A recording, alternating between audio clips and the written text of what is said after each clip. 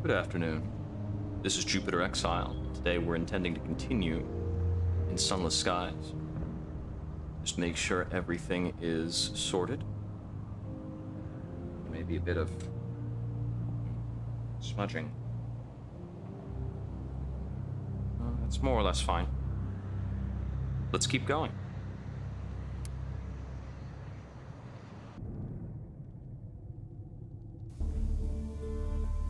That's right, we're at Palmier and Plenty's right now. Mr. Menagerie has moved on. We got ourselves a KV. Let's see.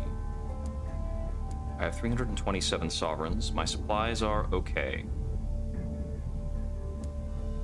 I believe I needed more... No, I didn't need more bronzewood. I need chorister bee honey. Check the hold. Yes, I believe I need about 4 nectar, 3 for Magdalene's, 1 for the clock tower work in Port Prosper.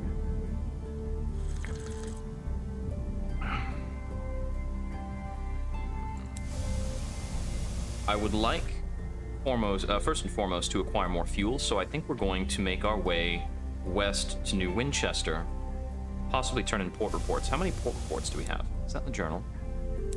I think it's under the hold, under possessions. Villainy, favor, miscellaneous.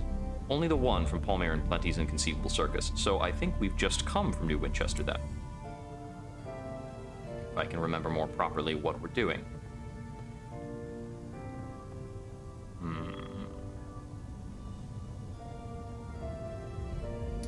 I kind of wanted to explore through this area or this area, but I really should have about 2 more fuel for that. I was also given a job, I think, by Palmier and Plenty's.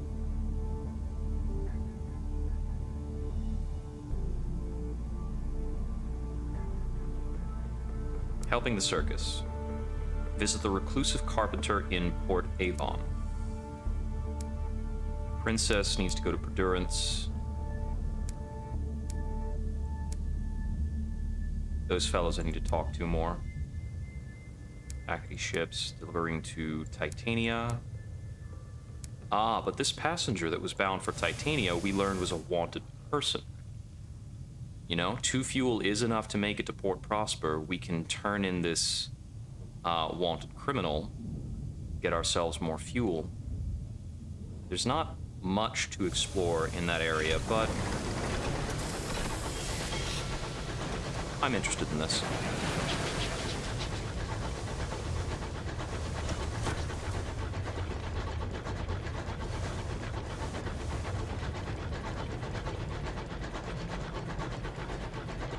So set out north from Palmier's. I want to go west around this body just to make sure I'm uncovering more map.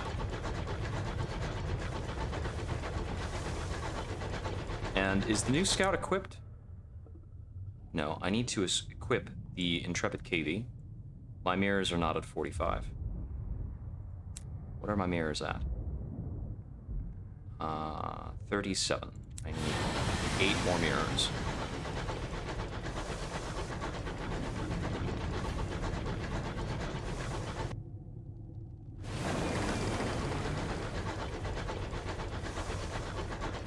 We got the drill last time. That'll net us more bronzewood.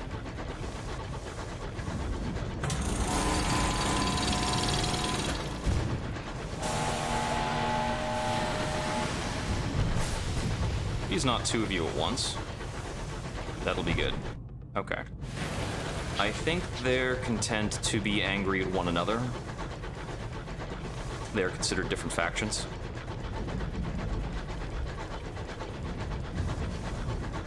Drilling tends to wake things up. I think assaying is the one trait that doesn't tend to pull anything along. Perhaps butchery. I don't know if I've ever seen anything come at you mad over parishioner eels. Partner eels? It's partner eels. I had that wrong.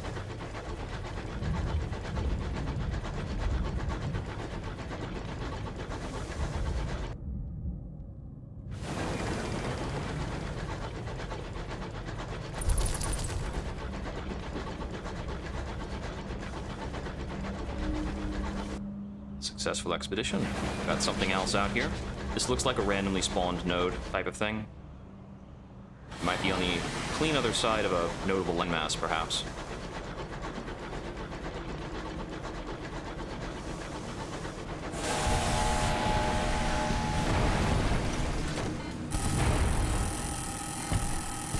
I overheated. Ouch.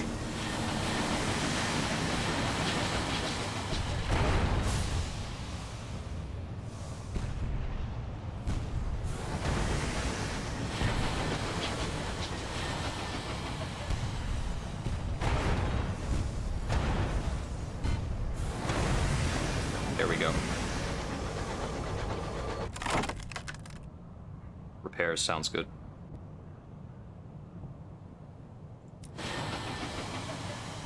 Overheated, you can't use lateral thrust. If you fire a weapon while overheated, you take damage. That's what that does. I did need a refresher on that.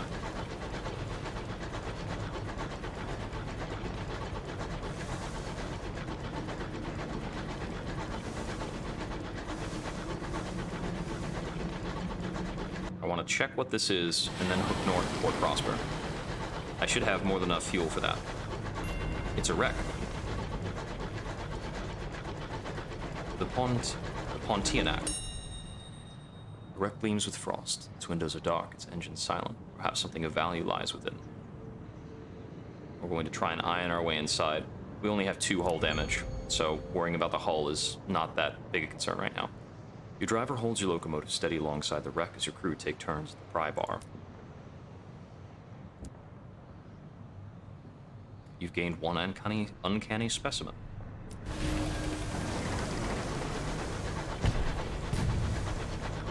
That won't be able to close with us. So we'll just let that Marauder be. If I had stronger weapons, a better vessel overall, I would be more eager to engage in combat. But we don't get very much for the risk at the moment.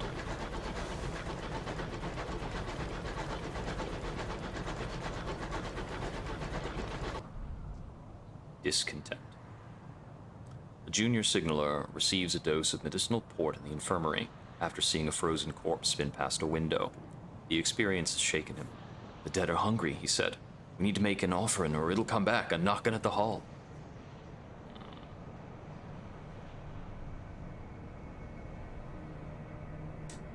I can opt to transition into nightmares somewhat. You can also double back for the corpse and loot it, which I think increases terror even further. I'm going to take this option. Our nightmares are now disquieting. It is a good deed, perhaps, to carry a lost soul home, but it is not a happy one. The crew are grimly heartened, but your dreams are troubled. The corpse wore a captain's jacket. Their face is a mask of frozen horror. Bump in the night. We got a nightmare event immediately. Midnight, London time. You're alone on the bridge. While consulting your chart, a loud thump makes you look up. A frozen corpse is pressed against your forward windows, trapped there by your speed. The winds must have plucked it from some lost wreck and carried it into your path. The corpse's glare is insistent. Its mustache is bristled with frost.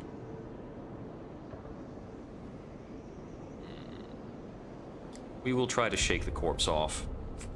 Oops, no good. Your vessel lurches one way, then the other. A burst of acceleration, a dramatic brake. Something in the belly of the engine makes a metallic shriek of protest. Hopefully it wasn't anything too important. The corpse is gone, though, flung into the endless mists. You are not alone. You've lost 1 hull. Something has come aboard. Let's hope that isn't something too untoward.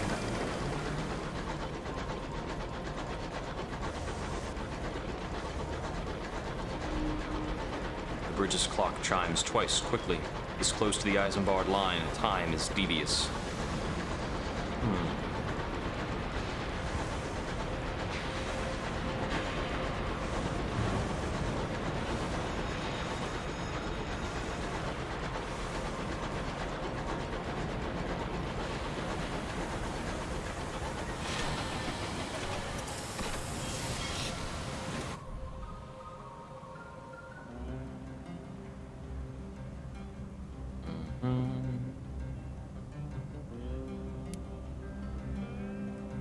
port report, first of all.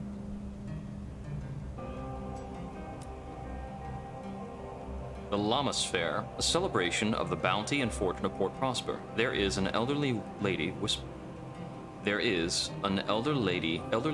whispers surreptitiously, likely to be a tombola. Okay, I see.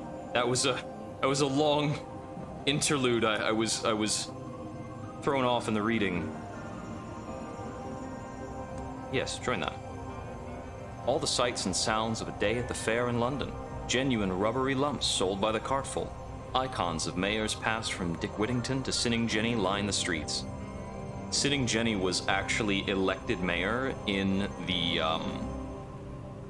Fallen London browser game in a poll addressing the players. You could always influence the poll through surreptitious means. That was part of the game. But she was actually elected mayor. I don't know if Dick Whittington is an older mayor that I'm not aware of. Sinning Jenny was the mayor when I started playing. A Ferris wheel offers paying customers the chance to survey the heights of Port Prosper. Side stalls speckle the side streets, manned by gamblers and mountebanks. The main streets offer popular games and diversions, watched over by a number of burly guards from the factories. Shall we deviate to the side stalls? Beware of the inadvisably big dog. Something large and immodestly fluffy this way comes. People hasten to get out of the way. Perhaps you should stop it. If you can succeed this, you can actually get the inadvisably big dog as a mascot on your ship. He gives a hearts bonus because he's a big old fluffy dog. But we'll do what we're good at. The side streets are dotted with all manner of licentious activity. Foul fungal beer pilfered from Leadbetter and Stainrod's nature reserve. Wine spiced with stolen minutes that revivify the stomach along with the alcohol. Genuine rubbery lumps, every bit as horrible as memory could craft. There are games of darts, knives, chance, and pin the tail on the parliamentarian. You drink and gamble to excess, to general applause. Okay. Every time we come to Port Prosper, we get to do something. This is not what was requested, but it's where you think they ought to be. The return to Port Prosper doesn't seem to surprise your wanted passenger. The Ministry's men are waiting at the station. She holds out her slim wrists to be manacled when you dock. She goes quietly, but she does not break eye contact with you until she is forcibly pulled away. A small reward. New settler, please. I'll have to tell a sky story to encourage somebody else to be a settler. Now be able to offer another settler transport. Settler events are profitable. Sky stories are by default not profitable, so this is a good idea. Would you take me to the Leadbetter and Stainrod Nature Reserve? I'd love to see the wilderness, from a safe distance, of course.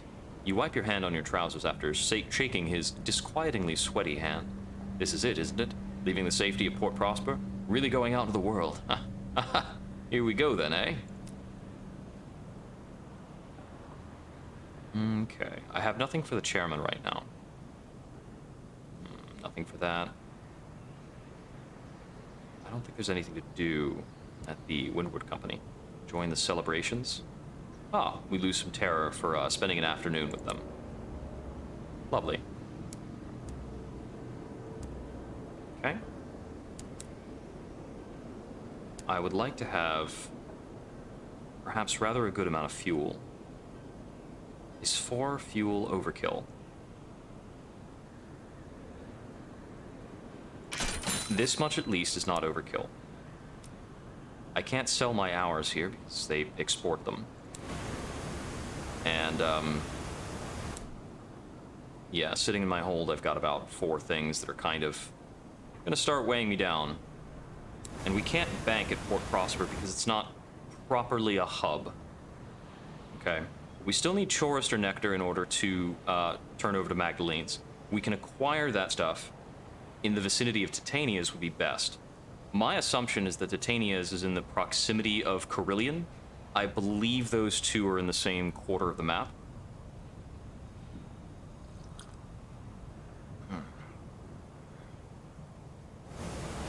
Right, the Carpenter is in Port Avon, not Port Prosper.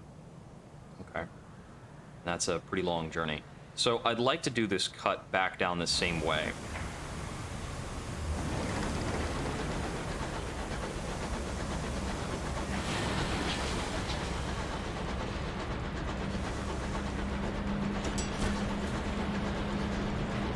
Oh, well, I guess I could have bought more fuel because I was close to cracking open another barrel of it.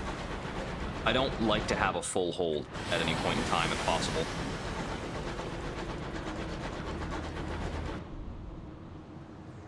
Let's have a chat. He can usually be found in good spirits and good company, gambling, laughing, playing a tune. Failing that, he will be deep in conversation with some cornered crew member or another, quizzing them about their personal history with every sign of sincere interest. If left alone, he grows restless. He sleeps late and rises early, eager to be among the crew once more. The Vagabond's stories often feature larger-than-life characters from his loose community of vagrants, people with names like Sooty Jim or the Chimney Kid, and who collectively call themselves Skylarks. They hitch rides on locomotives, sometimes without permission, and scrounge a living from port to port. "I'm their king," says the Vagabond without humility. "I taught half of them how to tie a bindle." He pauses, sipping from his flask. "We hold monthly gatherings at Port Avon. You should accompany me to the next one. You'll never miss a more interesting bundle of folk." Oh, never meet a more interesting bundle of folk. That was 3 Sky stories. Notable. But we've got some other stuff to do. Let's see. She wanted to go to Perdurance, and she has a secondment suggestion. Everybody has a secondment suggestion. It's something that was newly added a while ago. The opportunity to put your officers on shore leave for a lengthened period of time.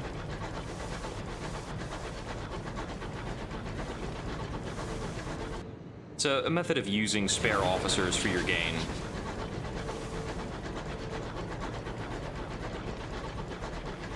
Palmiers can do supply, but they can't do fuel, which is why buying fuel would have been smart.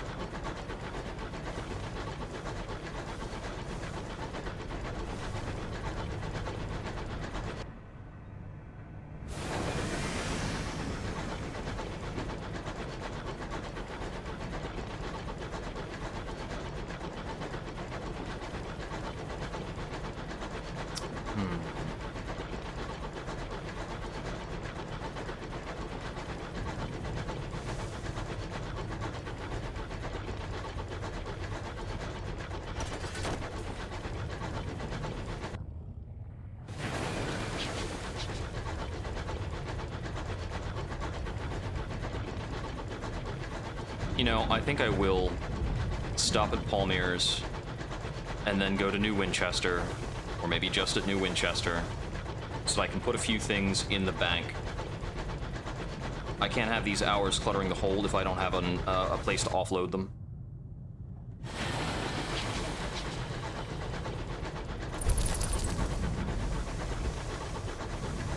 This is a good combat to take, because our angle was very safe for that.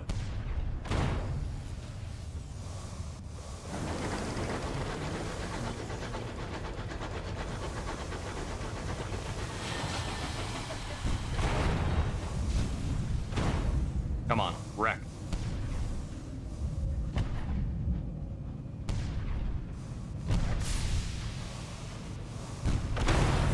That'll do it. We'll loot the hold. Another uncanny specimen. We're really piling those up. Thankfully, uncanny specimens don't take up hold space. Oh, something was located over there, but I don't think I quite have the means or motive to head over that way. Not at the moment. I'd like to turn in these port reports for a tidy little profit.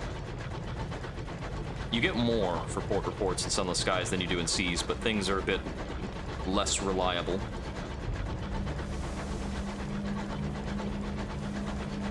Also, I think your general endeavors are measured in higher numbers. In Sunless Skies, you expect to pay about 20 for fuel. In Seas, it could go as low as 8. Okay. These are the borders of the Queen's March, first step in a long journey to Albion. So, Queen's March is the name of this northern quadrant.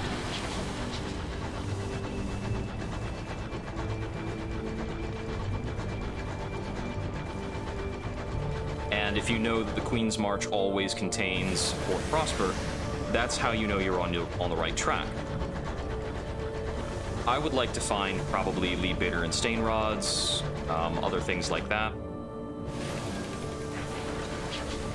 but I don't remember all the relationships.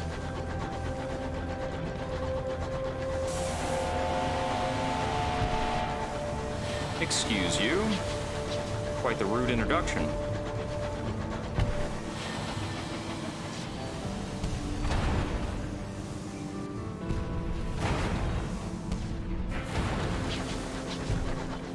That'll hit.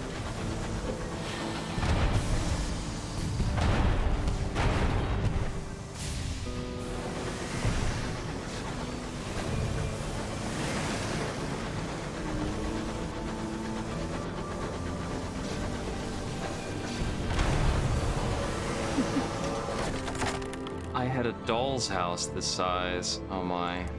What's in the captain's cabin? Bit of gossip. This is the doll's house she's referring to. A person's entire house. Huh. Flora gentleman invites you into his home. Precariously stacked crates form a corridor to his living room. The couch is occupied by pots of exotic plants. One snaps as you walk by. A cache of curiosities. Let's give that a shot.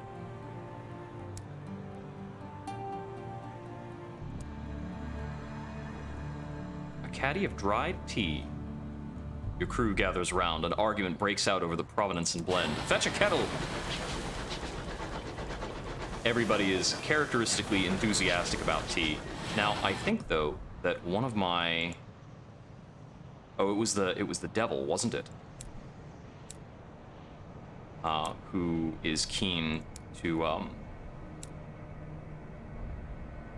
tea. But it's 2 caddies of dried tea and 2 gourds of chorister nectar. To start his conversation.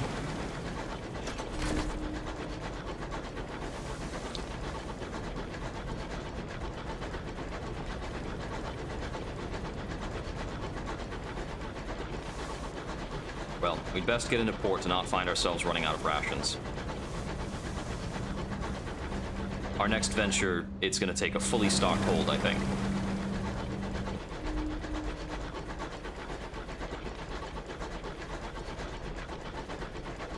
Clamor of New Winchester can be heard on the wind, familiar as a disagreeable uncle.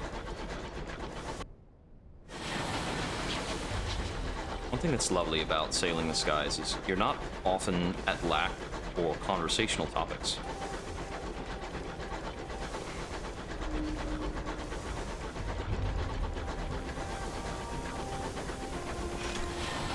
You can largely just tune into what's occurring, and you'll be well off.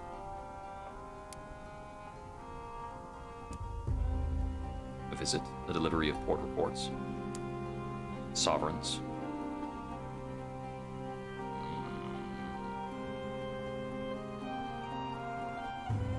I'm certain I'll have more need for permits. Let's just get a couple.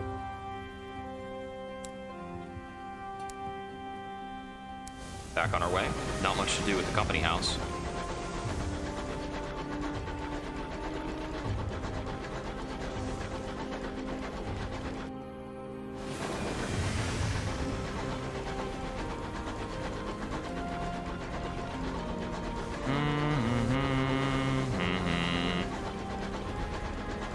Similarly, in Sunless Seas, there are a few places where you can turn in port reports, but it's not immediately clear what is occurring by virtue of that. But you can diminish or increase the power of London in the Neath, as well as a few other factions. Pairs, first of all.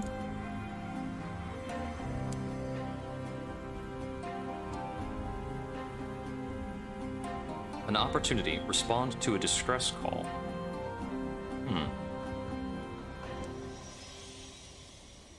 Captain, a broad-shouldered Tackety speaks for the group. A friend of ours, there are protests. An acquaintance of ours has sent a message from Hybris. She needs transport back to New Winchester. He pauses for breath. Would you mind picking her up if you happen to go out that way? She's a filmmaker. Goes by Mi Lumiere. She said she'd never return, so I have to assume she's taken ill. It'd be good to make sure she gets back safely. East-northeast of New Winchester for Hybris. The Promise of Days is just a tutorial location. There's no further reason to go back there. We can hire on a couple of crew. Get ourselves full up.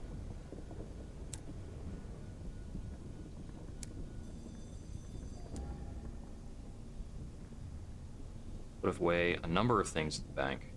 Put away the KV for now. At the bazaar... Lustrum is out for munitions. If I can locate Lustrum...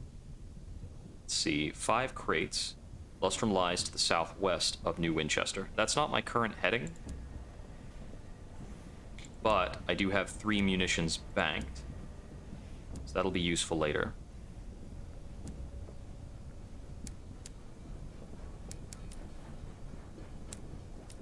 I think that's about the quantities I want, minimum. We can afford 1 more of each. We'll get hold space back as we're sailing, and we can use that to pull in newer, more interesting things. So, with the location of Hybris revealed as being to the, I believe that was south-southeast. That was in the journal. East-northeast for Hybris.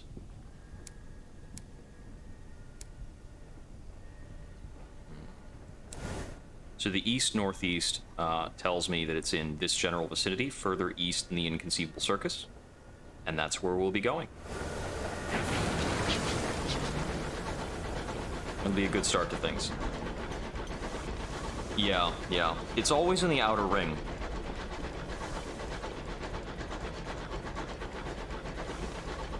Hybris is always up along the border. I've had it, I believe Hybris also gives you an alternate elevator to Albion later, or there's an alternate elevator to Albion that usually spawns, like, back behind it.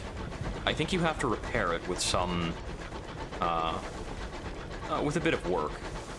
Either that or it's an elevator to another area, a different lift. I don't recall. Okay. For the first time in a while, our train is truly stocked. We need to stay out here for a long time. I will probably still make a stop in at Palmyre's just for the port report. But we're going clear on past that. I need to find about 3 new locations to make good on this kind of whole dedication.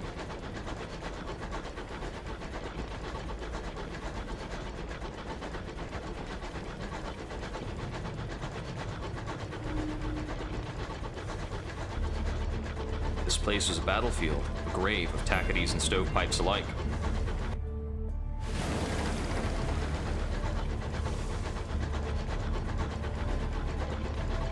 Looks like there's a couple of tackities milling about.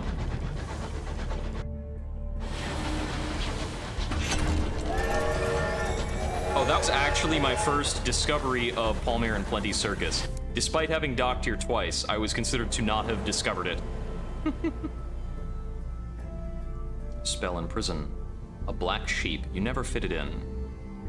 The great game. Once London crawled with agents of Paris, Vienna, Istanbul. Now in the heavens, the old players must find a new purpose and new enemies. Emily Footsteps. Or Metamorphosis. You could no longer be the person you were told to be. I was trying to get mirrors, but I don't have anything that is a mirrors forward option. So we can get hearts and mirrors, veils and mirrors, or irons and mirrors.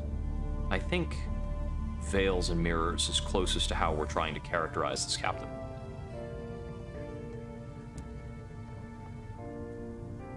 Much espionage was amateur, or at best semi-professional.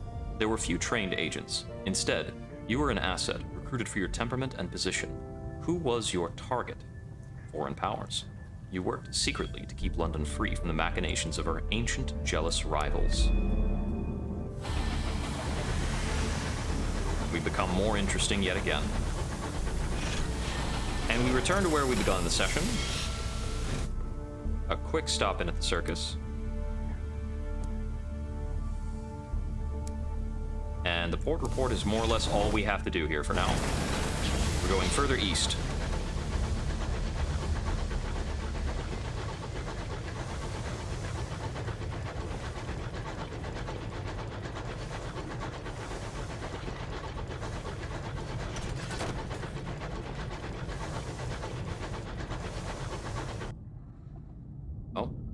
somewhat in the way.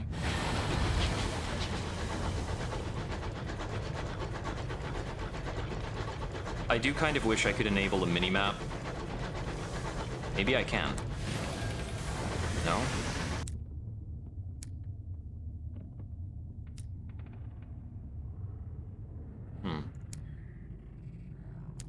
Doesn't seem so.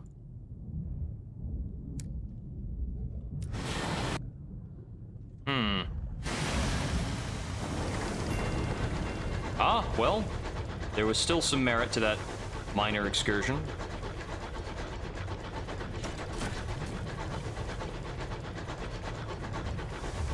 Lots of little hallmarks and things.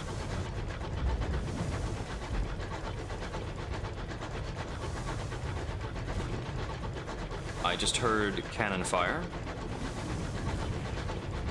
It's a Tackety exchanging fire with a Reach Marauder.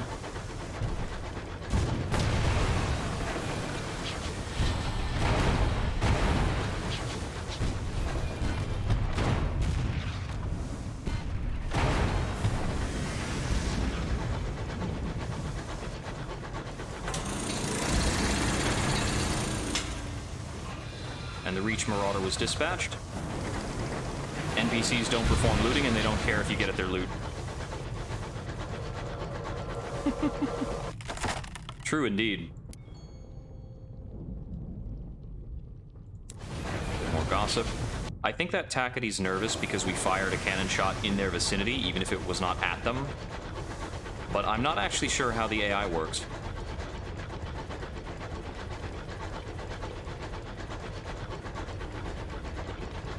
Old, piping, grizzled with moss, just juts from the undergrowth. This was London's first attempt to build New Winchester.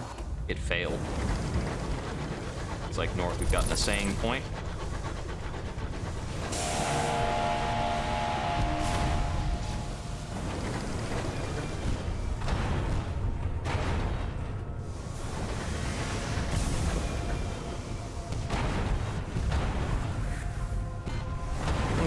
These to blow up in short order.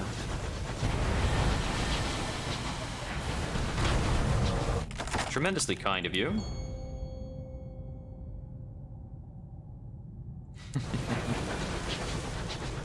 Yeah, I can't have those ghosts coming aboard. If I could just take the one kill and skedaddle, that is fine with me. I think I need to be further north.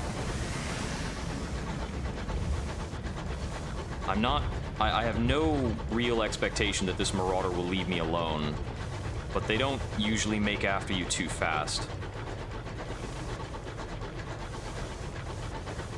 What's this? Okay, north.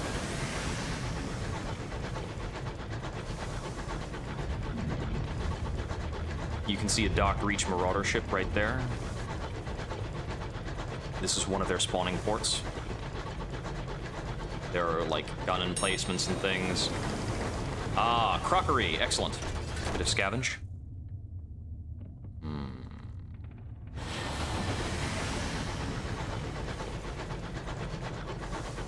Yes, the Battle of Culverston. Been through this bit of sky before.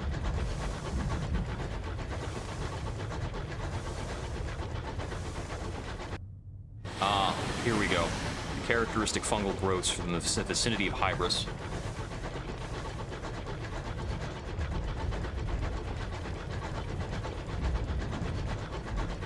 That anybody wants to be delivered here is beyond me. The one who wants to get home, that I understand.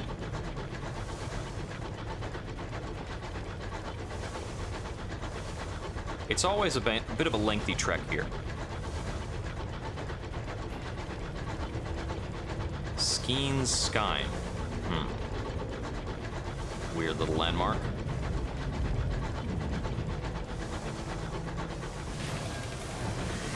This trek through the fungal area is always longer than I expected or wanted to be.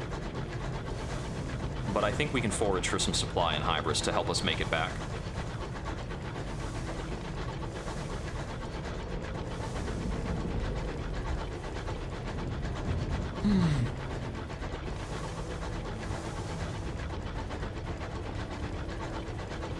How did anybody ever settle here in the first place?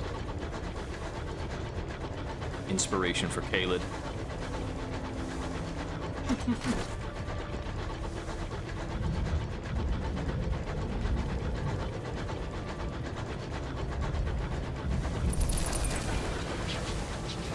Oh, please. That's here?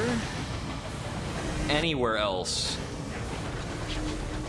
We have here the remains of a celestial behemoth. This is a perished judgment. What remains of the behemoth's carapace is scarred with sigils. Most are marred and broken, some still holding a sullen, resentful power. Your locomotive is stopped on a broad, flat section of the shell. The few sigils nearby are too cracked to risk much harm. Oh, is it? It's a messenger.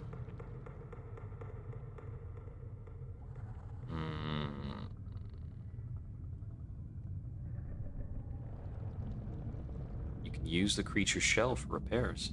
We're not even reasonably damaged. We've taken 1 damage. We're going to go. We're going to leave. As a rule, interactions with things like this are difficult.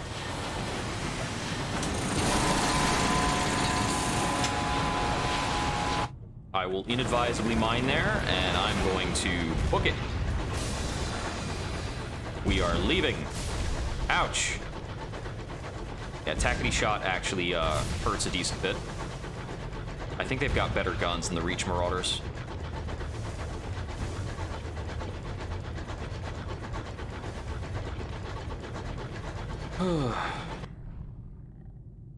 Just absolutely silly with corpse weed. That night, your sleep is peppered with uncomfortable dreams. A dream of a midnight meadow. Above you, the stars are going out one by one as if their gas pipes had been turned off. Flowers bloom in the dark, colored in a spectrum of blacks that were heretofore imperceptible. The black of grief, the black of before times, the blacks of liberation and possibility. A rainbow arches across the newly empty sky in 7 subtle shades, all black, of course. You wake.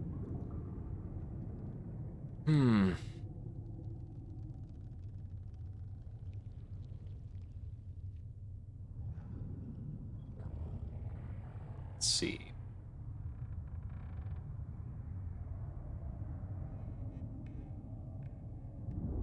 It gnaws at you. It recalls certain eerie tales you've heard in the sky. Perhaps they fit together like the pieces in a perilous puzzle. Trap the dream like a fly in amber. I'm gonna try to make sense of it. Got it.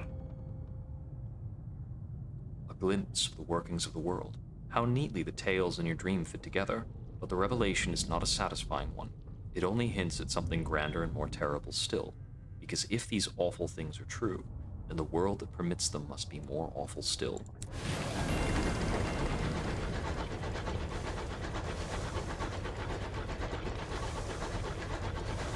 Yeah, not a fun little journey out to Hybris. I certainly hope Hybris was not, like, tucked away here, mocking me. I should scout. I have very few supplies for how far away I am from things, but I should scout anyway. Blatt is pleased to announce it had found nothing. The settler emerges from his cabin, his suitcase clutched in his hands. I've had time to think, and I have to admit it, I can't do it. I don't want to go, but it's so warm here, and everyone's been so kind. Might I stay on?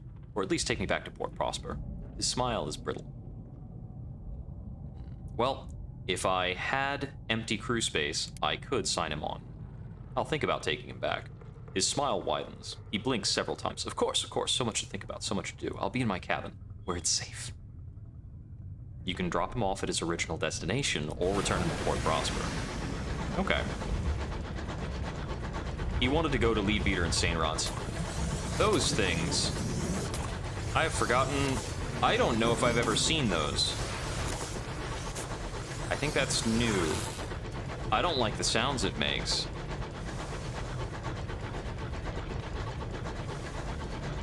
Look like a large floating fungal colony type of thing.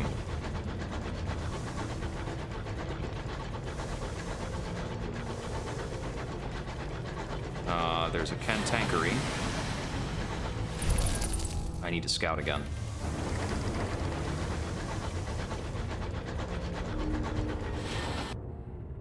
There it is. Whew. I was getting quite worried. The incautious driver's fingers twitch in protest at Hybris' sleepy atmosphere. There we go. Barely the room to get in here.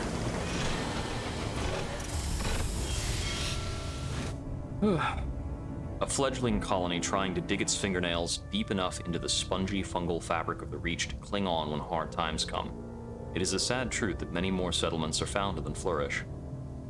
Nestled amid sprawling, sporing gardens of fungus, Hybris is a colony of octogenarians.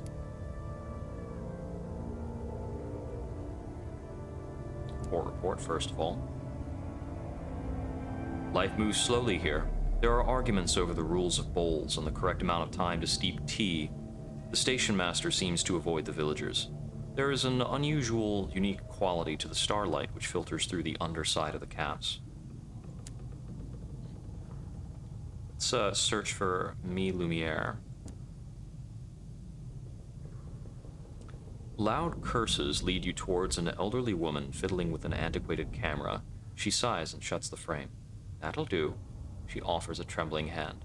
Lumiere, once a renowned explorer and filmmaker, now, as you see, a cough rattles through her. You're from New Winchester. I'll leave with you. I can pay my way. I'm done here, and my lungs won't tolerate much more of this. She smiles wanly.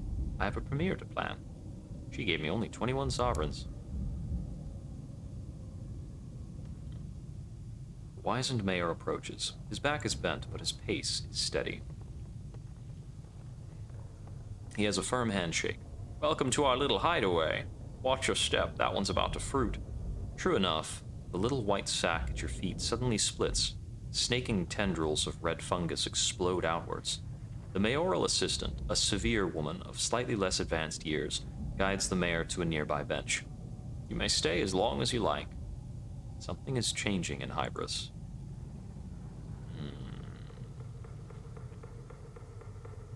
Only five sovereigns to take tea.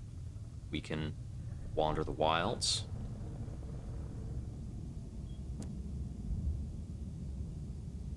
The cryptozoologist leads the way, following a melodic hum in the air. Soon enough, you find it.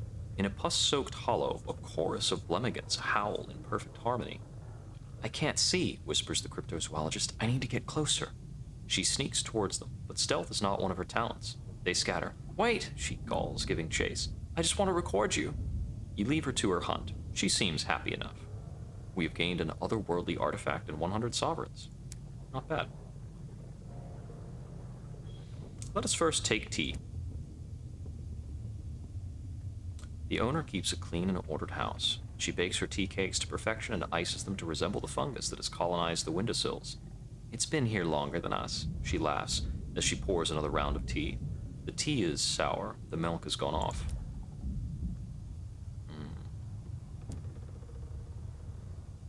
Life moves at a slow pace on Hybris.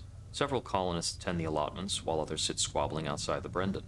Periodically, a lady emerges with tea and fungal crackers. A carpenter struggles with the fretwork of the new town hall. Carvings are of factories and faceless workers. I can't remember what they looked like, he says sadly. Rather not wander the wilds. It doesn't seem like a good idea. A delicate inquiry to the wizened mayor. The wizened mayor chuckles. Oh no, we'd welcome youth, but we don't get many settlers coming out this way. We're happily secluded here. He smiles wistfully as, across the marsh, his mayoral assistant trounces an unfortunate at bowls. Trounces an unfortunate at bowls. Bowls is a game. Our best years were spent by others. The wizened mayor glances at his allotment, which is overflowing with burgeoning mushrooms. We have plans to hopefully change that, though. The colonists are enjoying a second youth on Hybris. In the wilds? You enter the fungal forests of Hybris. Clouds of spores drift through the ropey tendrils of freestanding fungus. Giant ants, pierced with spines of mushroom, crawl to the tops of trees to better spread their spores. You wander amidst the webs and arches of mushrooms for some hours until you stumble across a shallow graveyard. Each headstone bears a number of 7 digits or more. Barely covered in the shallow earth are sets of manacles. Sets of manacles in a shallow graveyard. That's peculiar. We can get hours at the bazaar. We can always get seeds. We can get supplies. I want to take on at least 2 more supplies. Let's go for 1 more. Fill up the hold entirely. I'm not too concerned about that. Alright. That, I believe, is all we can get done here for now. I believe that the second time you come to Hybris is when a lot of stuff tends to happen. Either that or I just took too long before making my second visit last time. Colony of octogenarians living in fungus.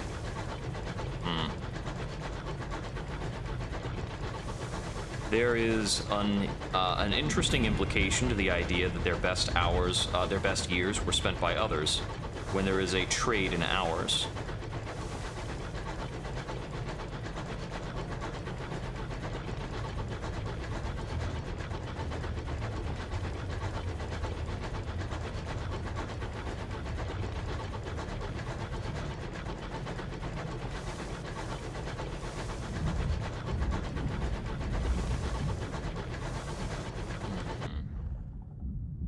Yeah, this is so obnoxiously tucked in. Look at the way all of this lines up, because this was just this big, long trek.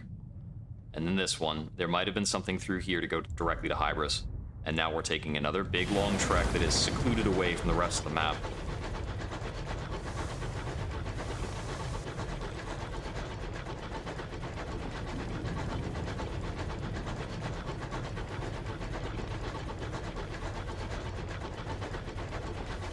I wonder, is it perhaps a sacrilege to be so preoccupied with coffee when playing a game so decidedly British?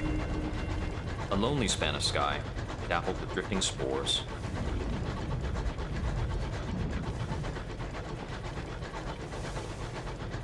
Okay, so we're out of the Hybris biome proper.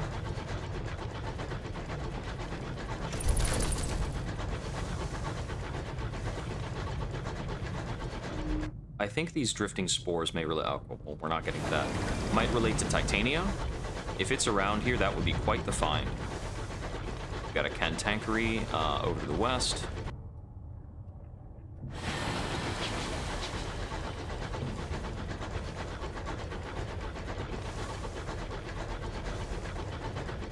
It's a shame I didn't have the mirrors to bring aboard the KV Scout. I really could use more information. Coming near the border now.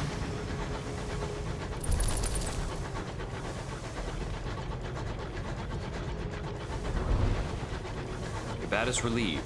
Found nothing. Yeah, we do get a border wall.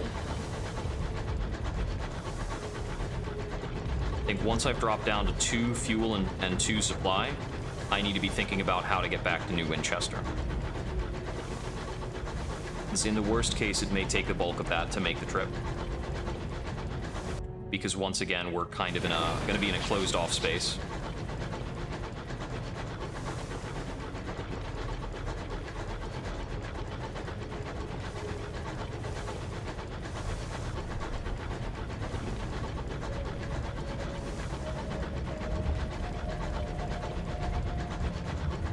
Now, Lustrum was indicated to be in the southwest. So we're still looking for Leadbeater and Stainrod's Nature Reserve, Titania, and then of course Old Tom's Well, which I believe was indicated to be in this general vicinity. And that's actually what we're looking for now, unfortunately. It would be much better if there was never a need to find the wells. But unfortunately, we have some business there. Findings?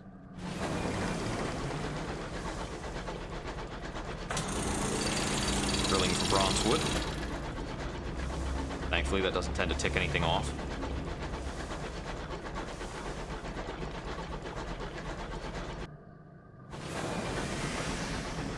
I feel like we should be drawing close to the nature reserve with this kind of environment.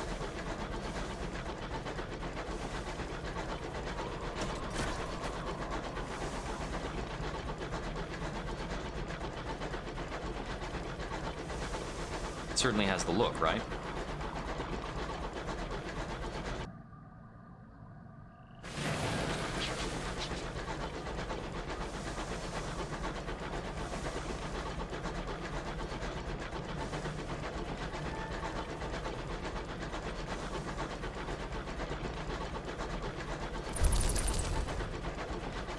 We should be able to get supplies at Leadbetters. I believe it offers that. More things over here.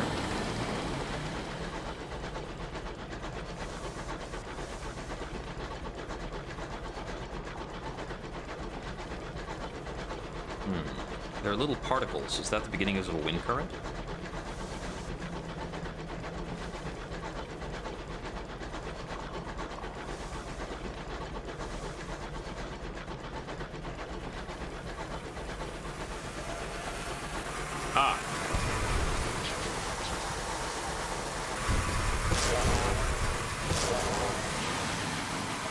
Bees.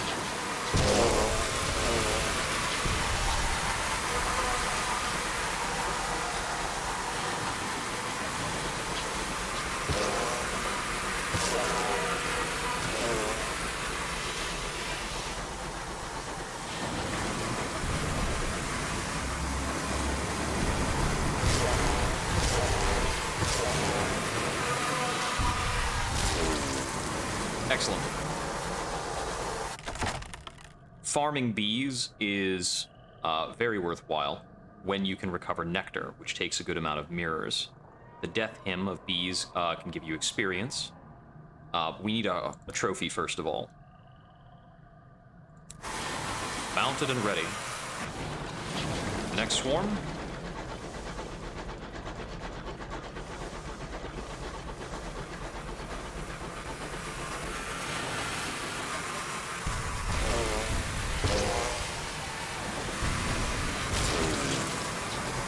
Chorister bees are a reliable hunting target. You get a lot of them out here. Got the nectar. 1 gourd. I would like up to 4 gourds. I'm not sure if I can actually hold that much right now. If we've got a lot of them, we might be close to the hive, which is worth examining initially.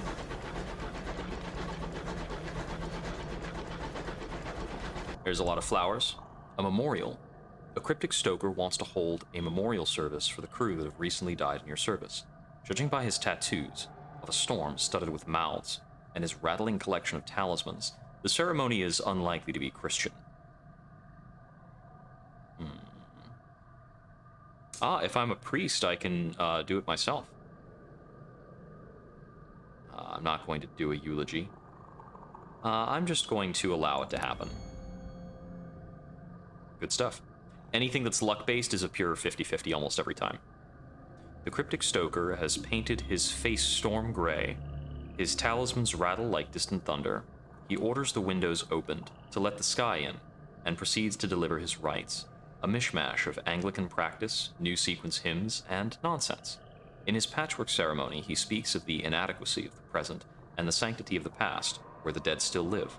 He speaks of a storm that gathers lost voices to itself. The storm that speaks has noticed you. A disclaimer for anybody who knows me and knows what I do that is reading this now. I don't know anything about the storm that speaks. Okay? I've not taken, this is not an idea that I've stolen. This is something that I'm going to learn by happenstance seems to match an idea that I have. It's completely organically, it's a standalone complex.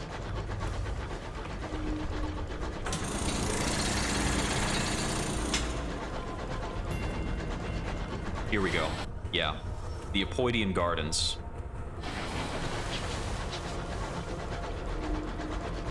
Your navigator is entranced by the wash of flowers, and soon arrived in the fields of Asphodel, they recite, the home of shadows who have been worn to weariness. So yes, here is a kind of tremendous thing of flowers and waspiness and all this good stuff. The flower fields. Your engine perches among the stalks, nestled between petals the size of gardens. Enormous flowers sprawl across the horizon, a welcoming forest. The petals are the color of mellow gold and vivid ruby. The scent of sticky pollen hangs in the air, asphodel and drowsy cardamom. Stoker suggests a picnic. Ooh, if I have a moment of inspiration, you can delve into the flowers once per captain. I need to remember that. But I'd like to harvest nectar. Partial success. The nectar sits deep in the flower, its stamens soaked to entice the chorister bees to come inside. A brave stoker has to enter the flower to extract it, grappling for the nectar with an empty gourd in hand. Suddenly a cry goes up. She's slipped. She flails in the nectar, rapidly sinking. Her nectar gourd is sinking too. There's time to rescue only one. We'll rescue the stoker. You go down yourself, held by a length of rope. Your crew wait beyond the flower, grim-faced. The stoker looks up, panicked. Your hand takes hers. With the strength of your crew at your back, you haul her free. Thick ropes of nectar cling to her as you raise her from the mire. If only we could scrape that stuff off. Alright, there are a couple of other interactables up here that we want to try and tag before leaving. This guy. Yoink!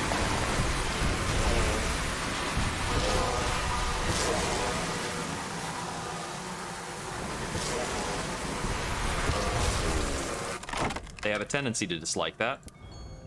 We'll listen to its death hymn. This is a good way of getting experience as well, when you can manage. But we're gonna dip set.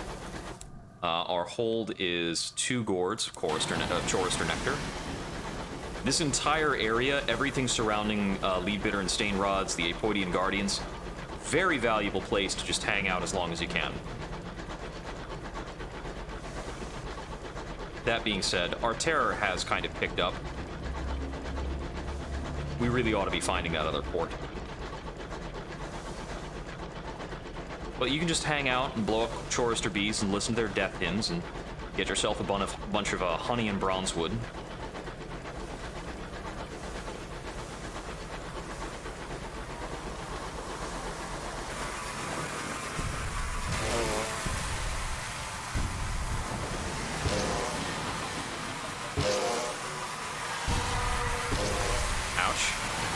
They do pretty good damage if they get at you.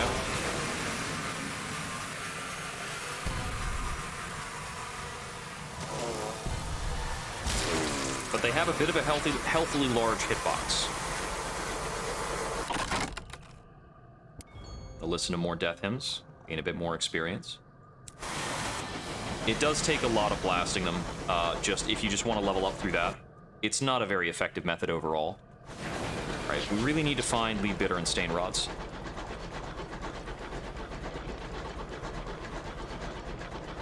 Our supplies are getting low enough that we might be gambling on that, because I don't know if there's a route up through here in Machlin's Thrift, so we might be needing to make a trek north through here to go back to Palmyra and Plenty's in order to actually get out of this place. The nature reserve should absolutely be around here somewhere. Just a matter of finding it before we run out of supplies and have to, eat Bill or something. Sorry, Bill.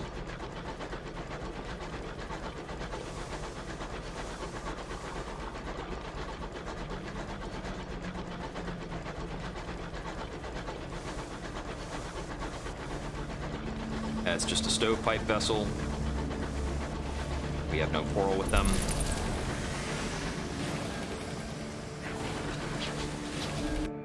There we go.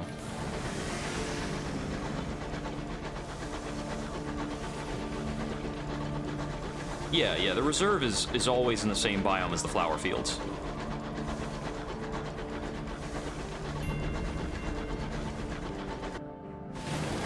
And indeed, we're coming up upon it now, so good stuff. We might have to worry about our fuel if they don't have fuel. Father sent me here to work a quiet job. Couldn't keep it.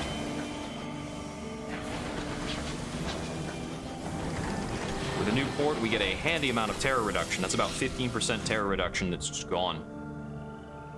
Leadbitter and Stainrods is an elderly London company, the custodians of the Empire's first supernal nature reserve. To find work with them, head for Captain's Capabilities Cabins. If you'd rather enjoy the reserve, seek the gateway of Albert's Idyll. We can gather report. We're going to drop off that settler who initially asked to come here. You're here! They have arrived at their destination. Whether or not they still wish to be here is another matter entirely. Oh, come on. Just, why don't you go with it? The settler has to be ushered off your vessel by your crew. He won't shake your hand for fear of revealing the circles of nervous perspiration under his arms. He pays you your fare and is off.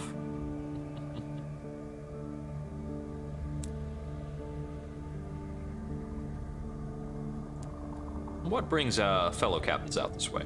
For a few, it's the work provided by Leadbitter and Stainrod. For the rest, the reason is the same. They're drawn by the beauty of the reserve. Some are here with tourists from across the Empire. Others are here to give their crews a respite. Others were simply passing by and couldn't resist stopping in. This concrete bay is for loading and unloading. Speak with a watcher by the station. You must be at least level 4 without a special delivery from London. Sorry, the man apologizes. I didn't mean to stare. It's just, we've been waiting for a delivery from London. Really important supplies. I don't suppose you might be heading anywhere near the relay to Albion, would you? If you could check anything that's happened to it, we'd really appreciate it. Alright.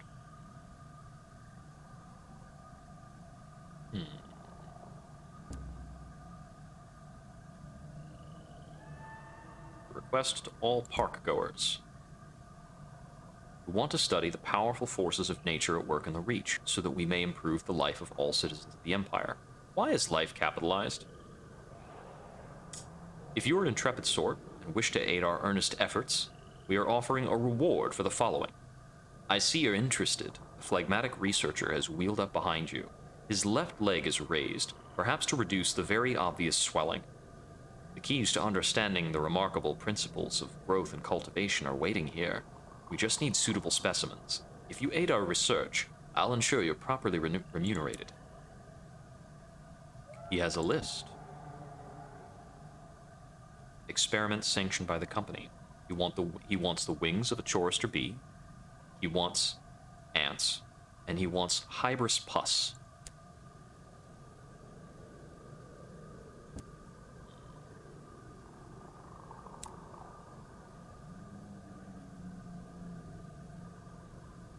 Certain homesteads about the behavior of ants. Alright, so we'll have to come back for that.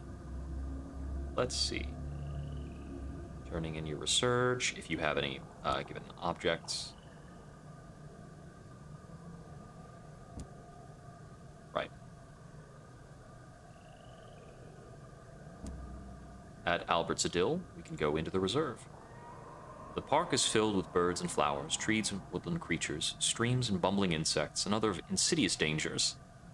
Visitors are not allowed to venture too deeply into the reserve without an escort. Let us arrange for a guide.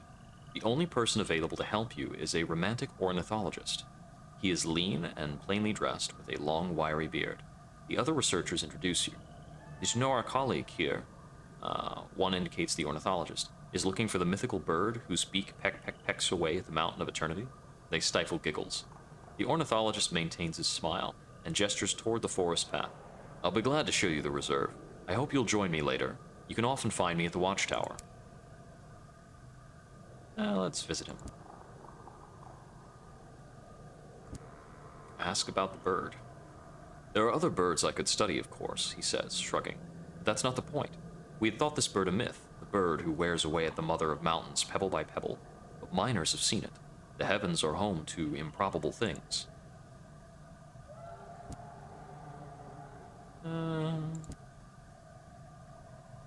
He smiles like a child. It is my home, he says, my church. Let's take a trip. The romantic ornithologist clasps his hands with quiet delight when he sees you. I found a most wonderful place, shall we? You delve into the reserve together. The Birds sing around you. The flowers offer sweet perfumes. A pleasing breeze tumbles through a glade and whistles around a mountain bend. New Sky Stories. Taking a walk in alone is a bit more risky. We can buy more Chorister Nectar at the bazaar. We have 2 out of the 4 we will ultimately need, so I'll think about that stuff, but first, we need more fuel and more supplies. And we don't really have a ton of hold space. Which is why we're not going to buy more Chorister Nectar, because we have no place to store it with all of our crockeries and bronzewood. Things do have a way of getting to be like that. Okay, so we've got a couple options from here. I think I would like to take a trip and scan this kind of northern bend to see if there's a pass directly from here to New Winchester. If not, I'll need to keep going west to see if that is a passage that I can use. And we can stop by Carillion in that case. We have enough sovereigns to loop back here and refuel if we need to. And there's the proper discovery ping for lead beaters. Ah, the Peacock Wind. The Peacock Wind causes terror, but it does improve your supply.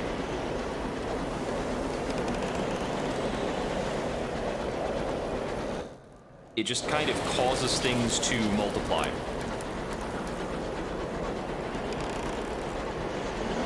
Oh yeah, we found our way around through Goodbend.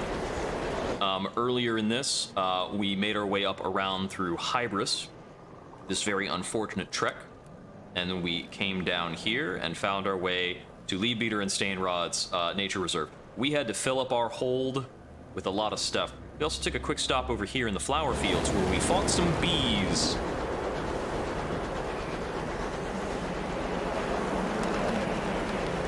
Terror is creeping up. We're getting a bit of a violin interlude.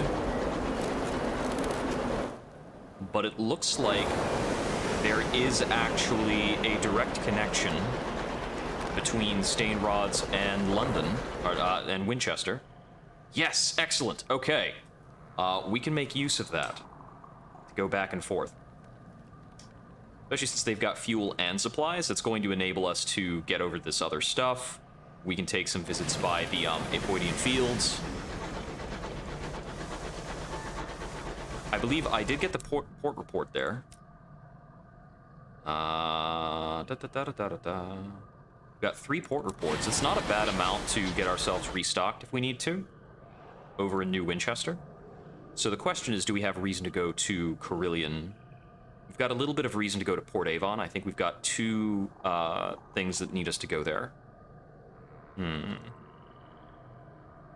And of course, we've got the Chorister honey, I believe, for Magdalene's. No, we only came out with 2 gourds. And we want about 4, actually.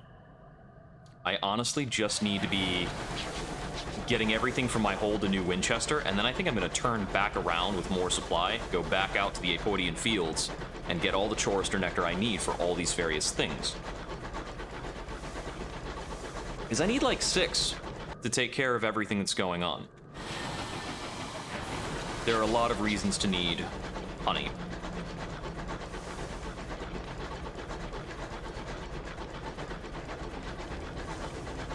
Plus, like I said before, I'm all full of hours of bronzewood.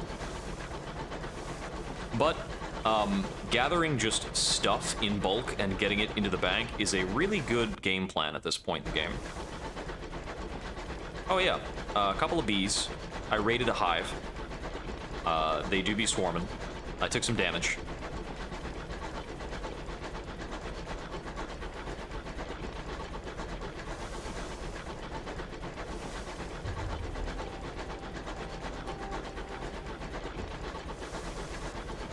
It's pretty well worthwhile fighting bees, that is.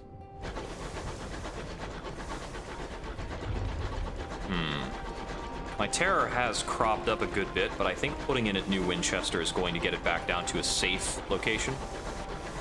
Oh, you may have noticed I have some nightmares now, so that's fun.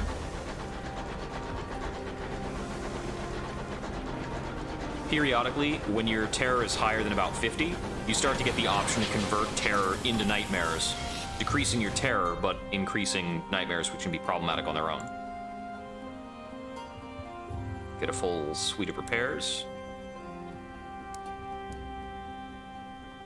Souls report prosper. We have 4 opportunities waiting in the wings, so we can't do more. Let's see. How do I bank generic stuff, like other things? Oh, I can sell from the bank. I think, here we go. Bank.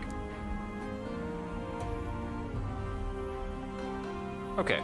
Our hold is a lot more, reasonable now. We still don't have enough mirrors to make use of the Intrepid KV.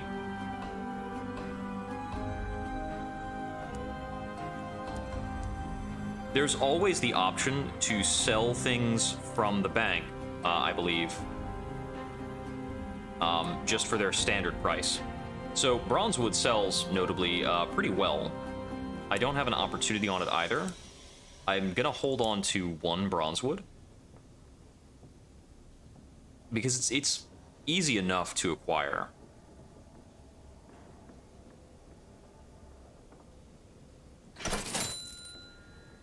Okay. You can also buy fuel and supplies into the bank to just have them to sit around. Yeah, I do need a better locomotive, but like, it's gonna be... I really want the Pelennor class trader. It's just gonna be a while. Heck, for that matter, I would like to be able to just get a Grimalkin, or I need an extra cargo bay, actually. Although I can't, with the current vessel, I can't really equip a cargo bay and the drill at the same time. Let's see, pulley, sensible plumbing. I don't really need crew quarters. It's the current engine. Yeah, it's a shivering Jemmy. I'm at the point where I can very, very barely afford a couple of things, theoretically, but it generally comes down to not being worthwhile. I could get an emanation if I wanted to have, like a scatter shot, and currently I'm using the Jerusalem, which is only like a 10 damage weapon. But I think the 24 damage listed on the emanation is the sum of all the scatter shot.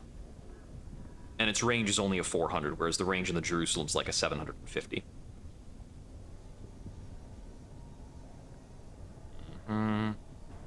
Yeah, the Beula's a rapid fire 650 range, and the Grimalkin is just half again as much damage as the Jerusalem with the same range. And less heat, actually. So the Grimalkin is just an upgrade on the Jerusalem in every single way. It's usually my preferred weapon, until I can afford, like, you know, a Sneeze Lurker, which is just lets you, like, leave mines behind, and you can just litter mines and run away from things. Anyways.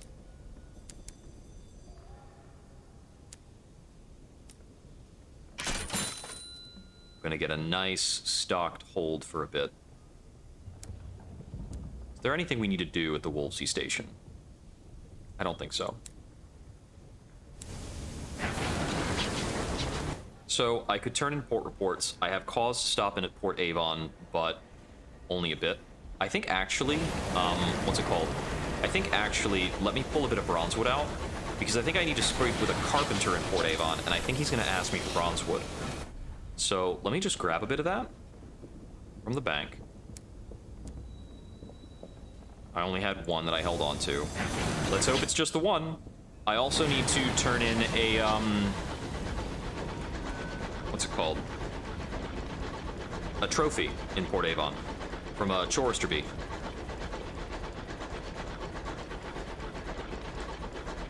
I've been assuming for a long time that it's Chorister rather than Chorister, and if I'm wrong, sue me.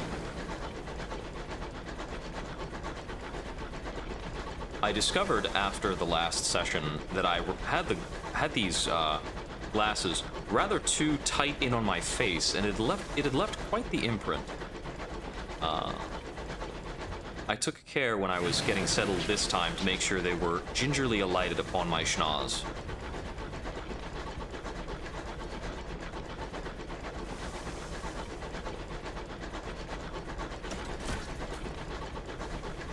I was debating earlier today of what I had the energy for. To explore the stars in a locomotive, or to do something more frenetic and try and, you know, quickly dash away from robots in Metroid Dread. I'm enjoying myself. Alright, back in character. I always feel like I'm at a loss for not having a saying gear, but you can basically only choose 2 out of 3 methods of those interaction between drilling, a saying, and what's the last? Butchery.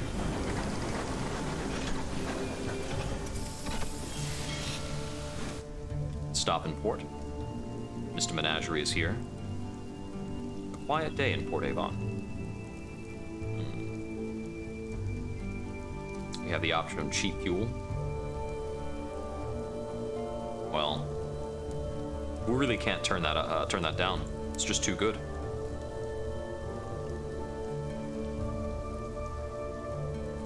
Let us commission the reclusive carpenter. Oh, he needs a scribe spinster corpse. Yes, the whole thing. You are quite somebody.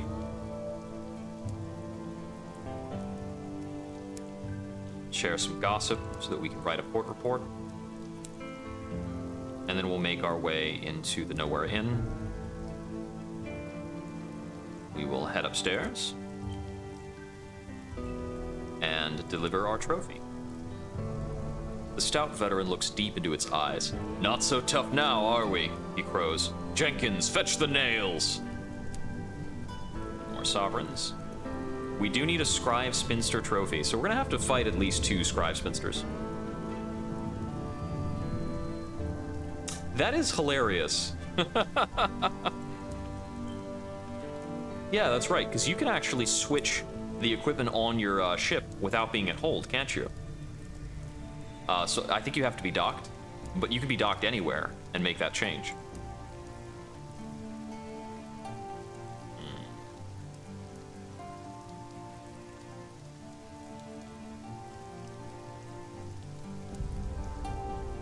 We're still not terribly good at this.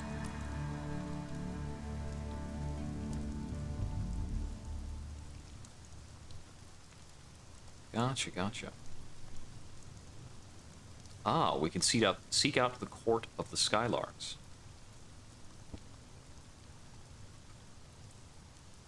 We call these the Skylark Signals, says the vagabond. The post has been carved with dozens of crude hieroglyphs. Top secret. We carve them to tell each other the character of a port.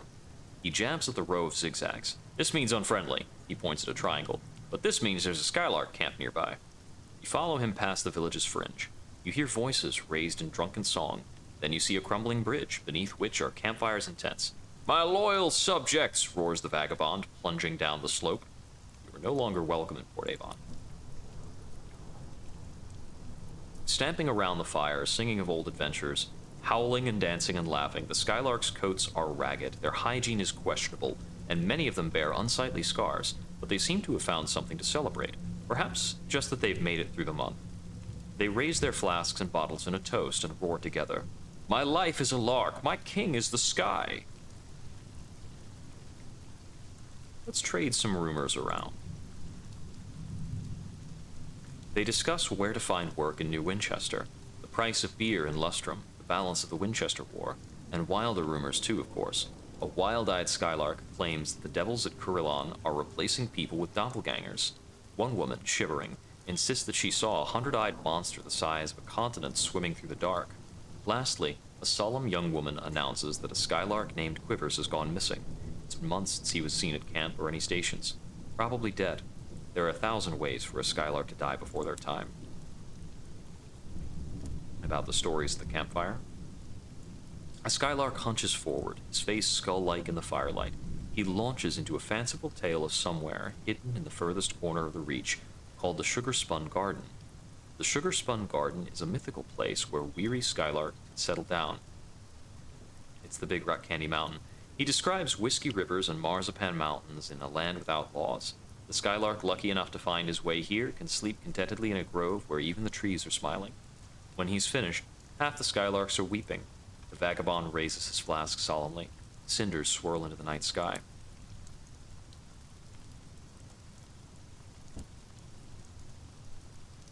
You search among the tents for the amiable vagabond and find him fast asleep beside a dwindling fire. A flea-bitten dog is gnawing at one of his boots. The Skylarks are quite happy to let their so-called king sleep it off in the dirt. You shake him, and he wakes with a noise like a bear being stabbed. "Another fine meeting with my loyal subject," declares the vagabond, lurching to his feet and swaying only slightly. "Come, let us return to the engine. Adventure awaits!" He sets off confidently in the wrong direction.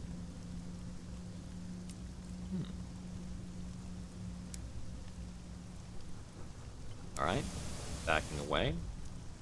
We talk with him further. Let's speak of the wonders in the sky. Since you left Port Avon, we'll do that soon. Vagabond has limited his fiddle playing to the most melancholy refrains. Every time, it leaves the boilerman in such a tearful mess that he has to abandon his duties. You share a drink and a few stories with the vagabond, hoping to get to the root of the matter. "Even among Skylarks, I don't feel quite at home," he says. "I can't stop thinking about my old homestead in Lustrum. Perhaps we could visit there someday. Ah, Captain, take this flask away from me. Whiskey and nostalgia is a dangerous combination." Lustrum. I know where that is, roughly. Let's go there.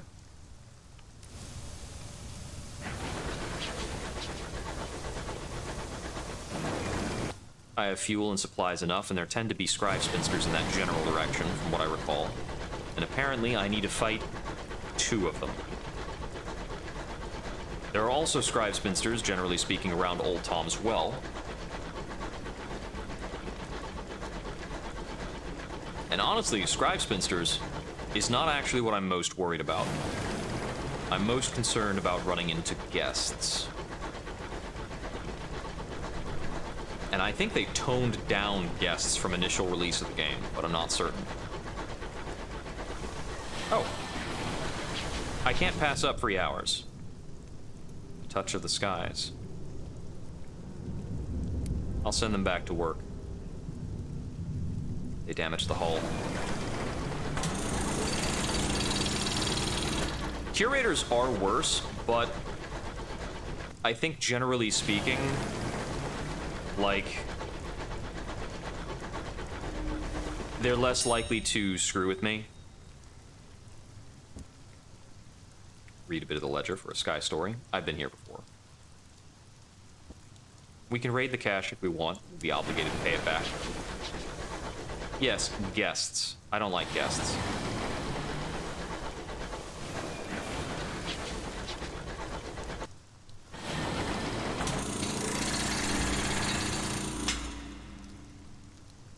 We can jettison a little bit of fuel, make room for the hours.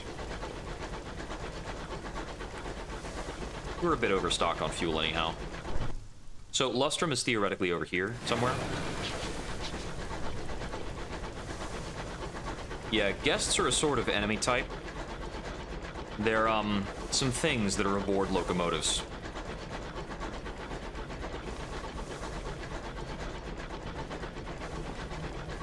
I think they like the cold. I'm not sure why it is they always seem to be over in this direction. So Lustrum should be in the side of the Mother of Mountains, and I think I got the exploration trigger for the Mother of Mountains earlier.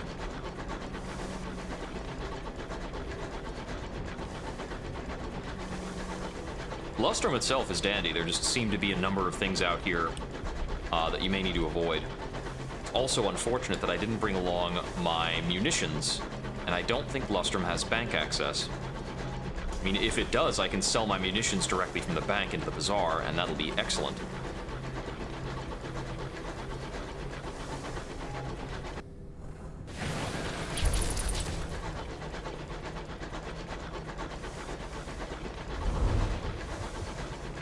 Scout complains about the cold. It found nothing.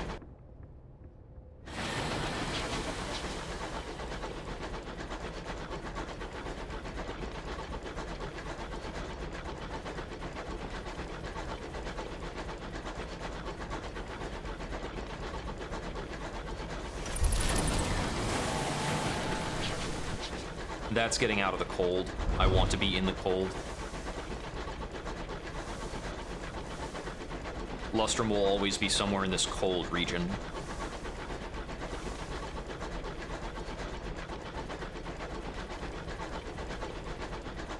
It looks like I'm squeezing through, but on further examination, this is actually background.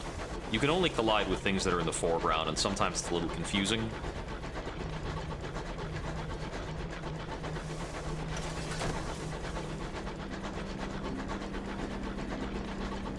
I remember these spiky growths should be part of the environment that I'm looking for.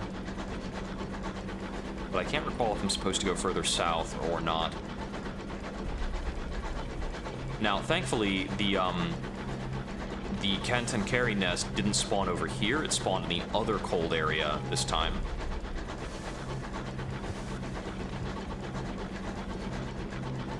This is also getting back out of the cold, isn't it? I think it might be.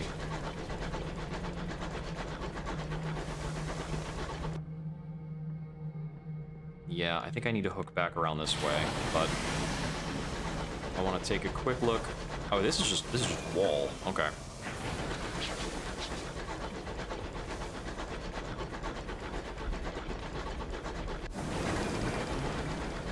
I can go on autopilot for a bit.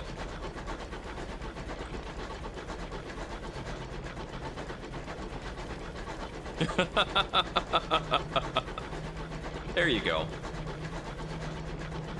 That's certainly a good method for checking whether something actually has collision or if you can sail over it whenever the artistry of it is a little lacking for detail. I suppose it's not that it's lacking for detail, there's an excess of detail. Like these rocks here, I believe those are background rocks. Yep. You can shoot right over them. Thankfully, there's no cost to wanton weapons discharge. Unlike most everything else you can do, which has some impact on fuel. Uh-oh. That over there is a curator's nest, and we're going to give it some birth. It's very valuable if you want to go in and snatch curator eggs, but I'm not going to do it with this ship. I think that is a curator. And it seems we've got some kind of horror over there, further to the left, so just going to let all that stuff go. Do a bit of scouting. I certainly hope Lustrum sells supply. I don't remember.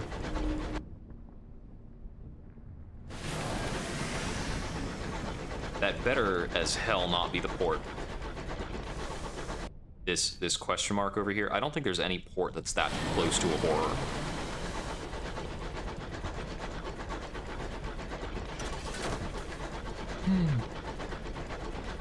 We don't really have the supplies for wanton scouting. As comfortable as it can be sometimes. In Sunless Seas, sending out your scout doesn't have a cost, so you just scout constantly. At least from what I can recall.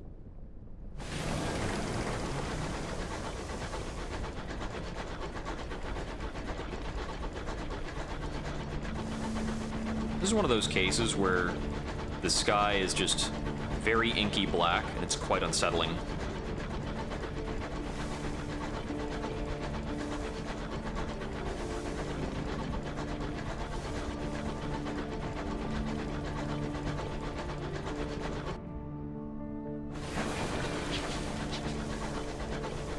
That's a bit of ruins for a saying.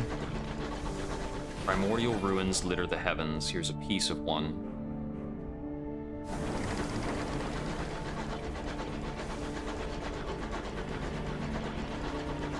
This is the correspondence sigil area, right? Yes. Okay, so that's the horrifying part of the. This is the horrifying part of the map.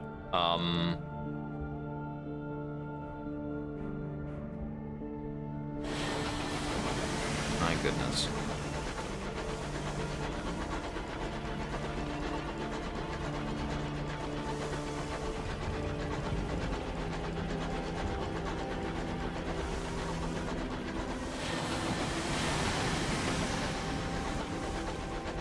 Yeah, all of this cherry red sky is bad for the temperament. And that is a Scribe Spinster. But I might just want to leave. My terror is very high. My supplies are not.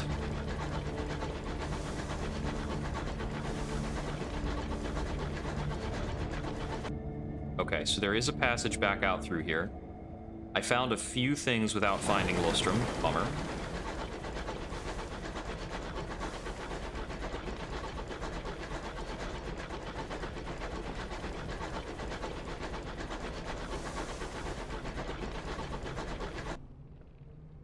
Let's see. You know, I still haven't explored this little cluster here. Take a quick look around there for some. Get just a little bit of experience out of the deal. Oh, this close to the Mother of Mountains is... Oh, I see. This is, that's the, region... That's the region change, message. So I think we're leaving the Mother of Mountains. I'm gonna take a quick look over here before I hook back around. I can loosely make it back to port with just a little bit done. Junior Signal receives a dose of medicinal port. Well, we can get more nightmares. Looting it. Lost 2 fuel, gained 61 sovereigns, and a savage secret.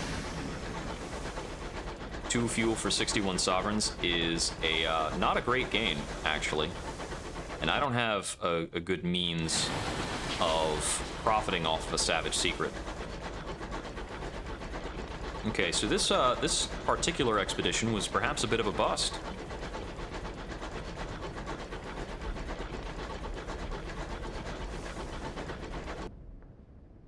Another assaying point, more ruins.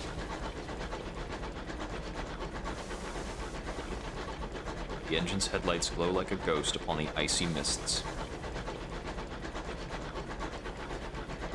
There's a lot of different options that can get you better results by jettisoning spare supply.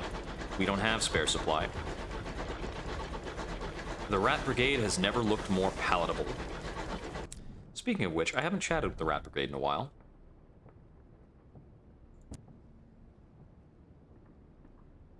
Cinders lights a cigar. Our Sarge kicked the bucket in the blockade, but the night before he told each of us he'd left something in a vault. Old sod must have been loaded. Thing is, we need his account number to get it. He gave part of it to each of us so there'd be no thieving, hence our predicament. That last mission, our lieutenant sold us out. Half the squad died, the rest scattered. We took the numbers off the dead, but we need to find the survivors of the company. Between us, we have the number, and we still have to find the vault. Cinders grinds her yellow teeth in frustration. Sarge kept some stuff at Carillon. Doubt it's the vault, but it might be a clue. 50 sovereigns for a trip to Carillon, then? Alright, put that on the list to do. She still needs to go to Perdurance. Okay, so we're booking it to New Winchester right now, with our supply being this low, and our nightmares being this uncomfortably high. I should have taken the trip out to get the Chorister Nectar first, because with the Chorister Nectar I can get to Magdalen's and fix my nightmares. And once my nightmares are fixed, I have no problem converting terror into nightmares. Okay, well, we get to find a couple new things along the way.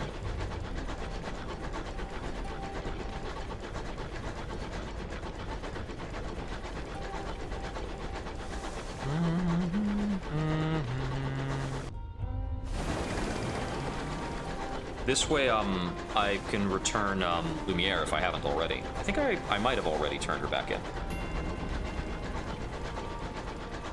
I did, because I stopped off here earlier anyway.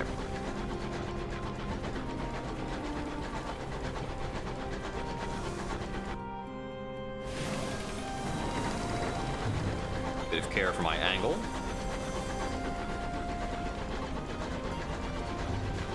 Do I still have port reports regarding, yes, I've still got 4 to turn in, so we really ought to take a bit after this to turn in port reports before I loop back through anywhere that's old territory.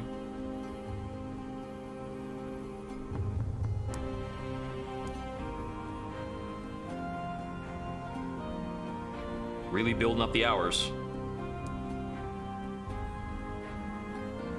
Dang it.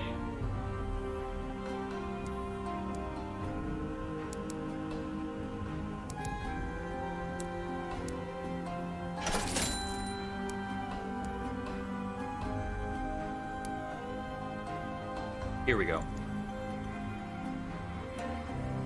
She gives you a brisk handshake as she departs her locomotive. Better accommodation than I'm used to. Now I have a premiere to plan. You're invited, of course. It'll be next week, assuming I haven't keeled over. She bustles off into the smog of New Winchester. Your quartermaster complains that it's going to take weeks to get the spores out of her berth. Okay. If I turn around real quick and grab that, if I hook back this way and turn in these port reports, and maybe sell some hours, I should be able to buy a new part for the locomotive. And that's going to put me in a better position for some of the up-and-coming challenges I would like to face.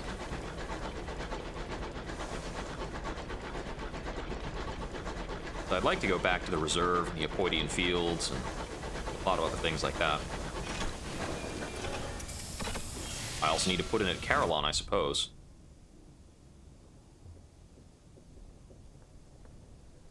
Port reports delivered.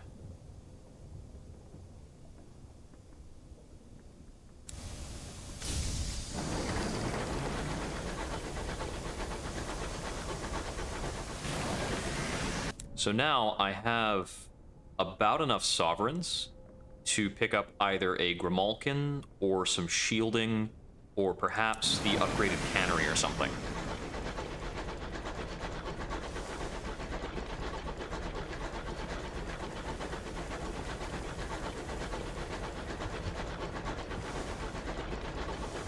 And then maybe I can start making good on some of these opportunities. I don't think I can discard an opportunity. Ah, I can.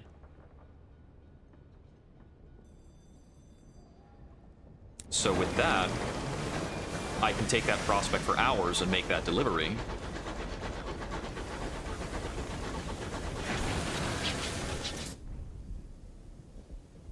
The thing on the mantelpiece. You are in possession of a certain otherworldly artifact. It has begun to appear persistently in your dreams. Never prominent, but always present. Sat innocuously on a mantelpiece, half hidden in a shadowed corner, carried casually by a loved one. I can burn it to, or smash it. It's going to cause a terror interaction. Offer it to the Waste Waif. The Waif is one of the gods that Skyfarers pray to. It takes an interest in outcasts and the lost, and tends winds as shepherds tend to sheep. Dang it. Making your way to an exterior hatch, you cast the artifact out and spit vigorous curses after it. The winds pluck it away. But when you return to your cabin, there it is, sat smugly on your bedside table. Are those frosty fingerprints on the base? That's no good.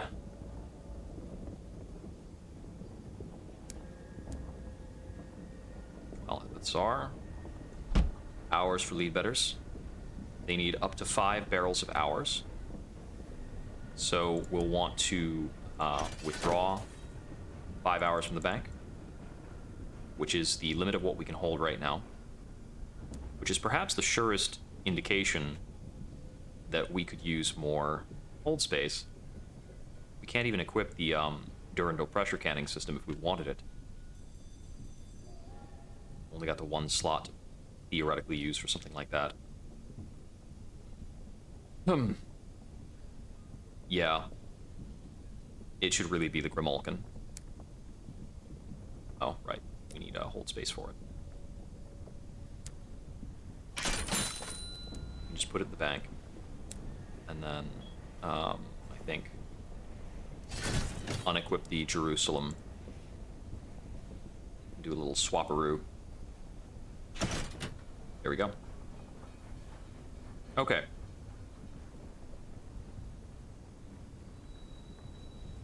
Munitions for Lustrum, hours, nectar for Magdalenes. So, we've got a terror problem. Most assuredly. And going down to lead bitter and stain rods and doing this stuff is not going to fix our terror problem. So before we do that, we might actually need to just take a trip up to Magdalene's. Let's do a partial drop of the Chorister Nectar. And since that's a partial drop, it's going to take up a little less of our hold. And while we are doing that, while we're doing this, we can reduce our nightmares and our terror.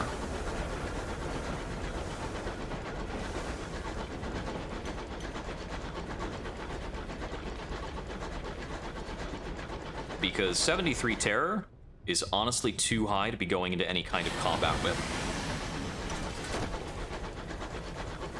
Next opportunity to convert terror to nightmares we have to take.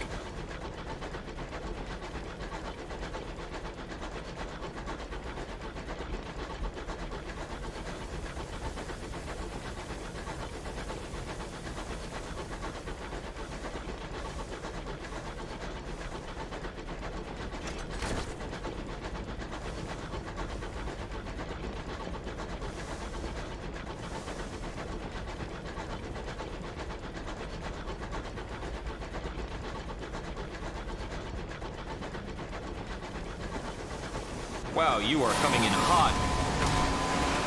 Ouch. I'm just gonna let him get tangled there and keep going, because he's clearly very determined. That's a Star-Maddened Explorer rather than a Reach Marauder.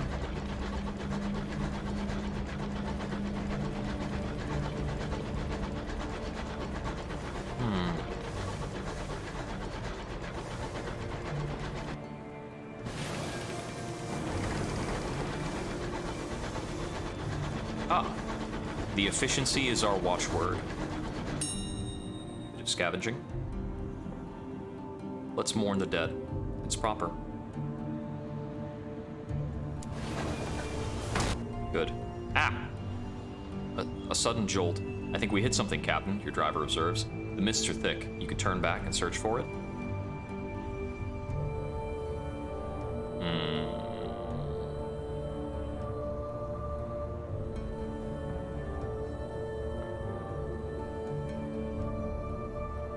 Great.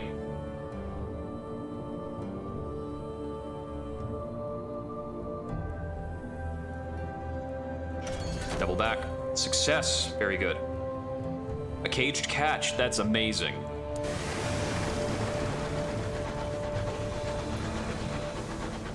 A caged catch is easily like a 200 sovereigns value. But we didn't get to reduce our terror, which is a bit of a bummer, maybe. That being said, our terror did decrease. It was at 73% or so.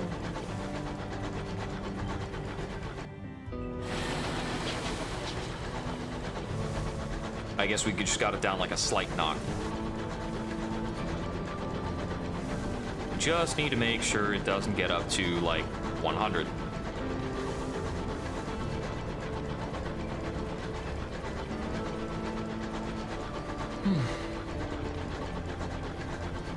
I think terror reduction is a little trickier in seas than in skies than it is in seas, but there are fewer causes for it. Of course, in seas, there's a little bit of a hack. There is a terror reduction based on your hearts for winning combats. So you can just get to a point where you just blow everything up, and it keeps your terror super low.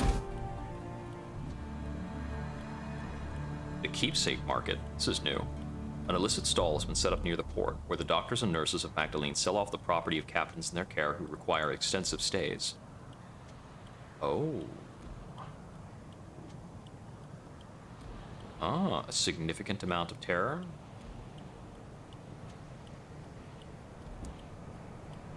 That was quite significant.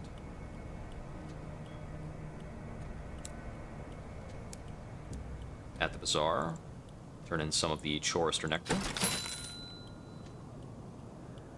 And I actually have a need for some more munitions.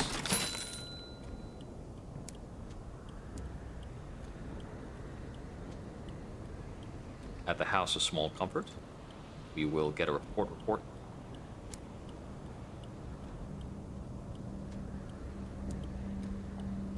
go into the Oneric chamber to treat our nightmares. For some cases of sleepless nights lost in formless terror, of persistent night terrors and lucid dreams, more severe treatments are required. In these somber chambers of red and gold painted glass, the worst failings of the heart are treated. An attendant waits to take your details and your payment. He asks only that you request the name of the person you wish to treat you. You can treat your nightmares before they get worse. The more you use these treatments, the more expensive they will become. The attendants can only do so much.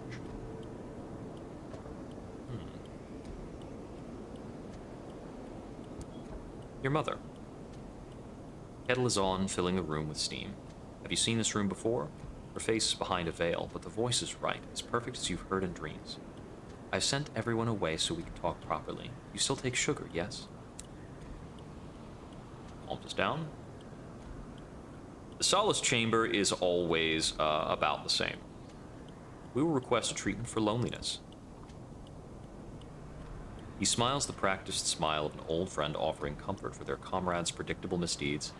That's my specialty, when I'm on duty in the chambers. He begins to hum the tune of a popular ballad of a signaller falling from his locomotive unnoticed by his captain and drifting cold in the dark.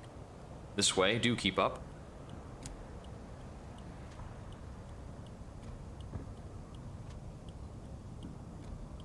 I'd like to speak with a very boring individual indeed. You remember the gentleman from when you passed him in New Winchester. He had accosted you with a newspaper and an invitation to assist him with a crossword. He had many regrettable political opinions. He's here now, and oh look, he's brought the crossword, dated from that very day. He smiles eagerly as he hands you a sharpened pencil. Sometimes dealing with something mundane can pull you back away from a world that is a bit too much. We have more savage secrets to trade. Someone from the past. Their face lingers in the fog of memory. Your old rival is sat at your desk in the study you rented together. His hands drip with ink and candle wax. I thought we might have a rematch. You don't look like you've been keeping up with your studies, I must say. He indicates 2 pieces of paper, pens, and an hourglass. Remember, no textbooks. The hourglass turns. Our character was formerly a scholar. I believe that particular encounter will change based on who you were. For instance, if you selected a rival and you are a priest, you would see something different. We have more hold space. I can pick up more of these munitions.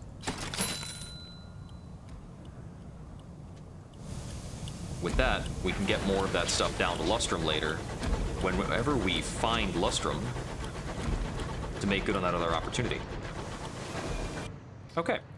Proceeding down through that same trek we took will definitely get us to meet that star-maddened explorer, which I don't want to do.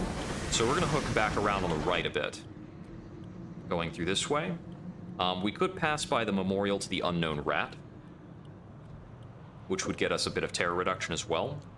So our goal now is to route through New Winchester to drop things off at the bank and go down to Leadbitters, where we're going to start working for the remainder of the Tourister network.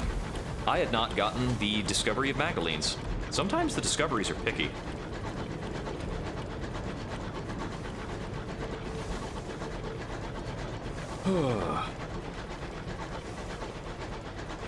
Apologies that I've got a bit less effort towards character acting today.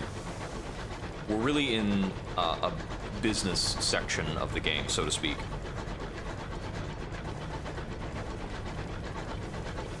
Untroubled. It's a good way to be.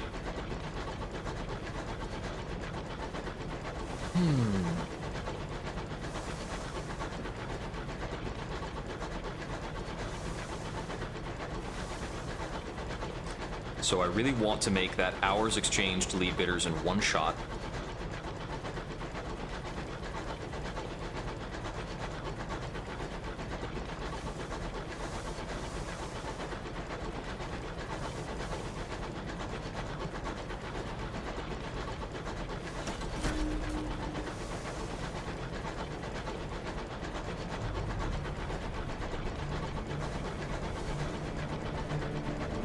Blackstrike, I know that you're skyfaring. How goes it? Are you running a new lineage or continuing something you've done before?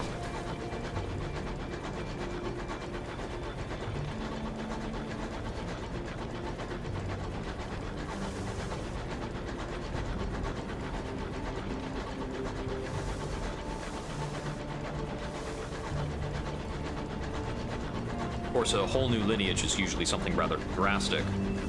Ah, a homestead.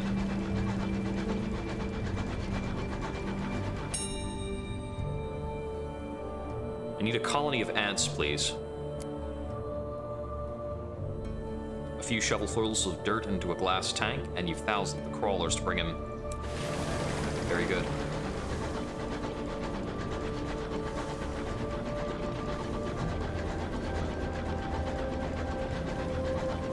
Excellent, excellent. Oh wow, you've already got a new locomotive from London. Well, I wonder if perhaps you've played a bit more often since I've kept all my play on stream.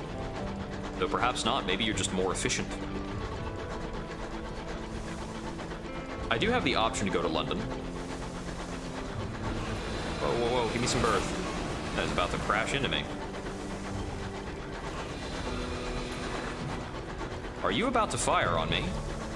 Don't you do it. Don't you do it. Alright. He's gonna simmer down. Yeah, that'll happen.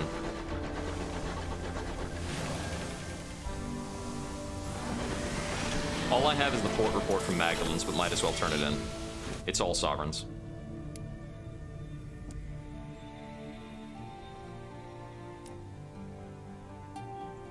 Ah, that's true. If you're cutting through all the dialogue, it does go a bit quicker.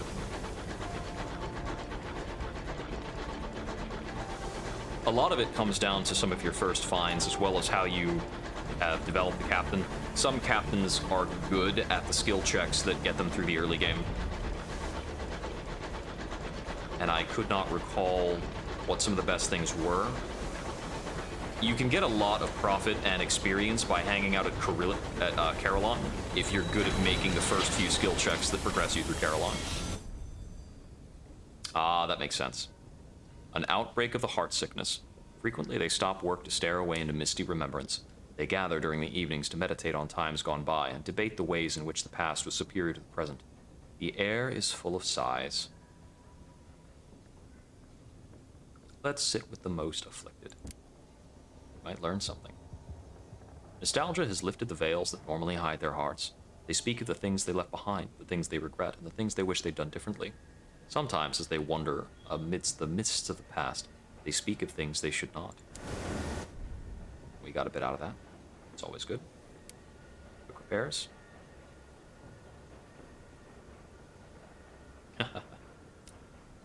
Yeah, I think irons is, in many cases, essential for good performance. I remember, I think it was in Seas, I think it's Veils that determined your turn radius. Veils is where it's at in Seas. Once you can make tighter turns, sometimes the game just opens up. Okay, there's that.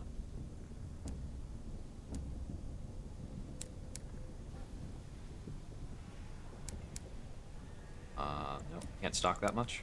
There we go. Out the stain rods.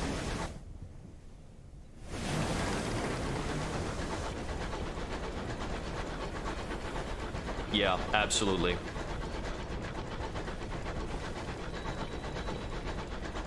Yeah, you can easily wind up shackled by a low hold space early in the game. Because you can't make terribly long ventures, you can't carry a lot of goods, so it's difficult to complete a lot of your opportunities in one shot.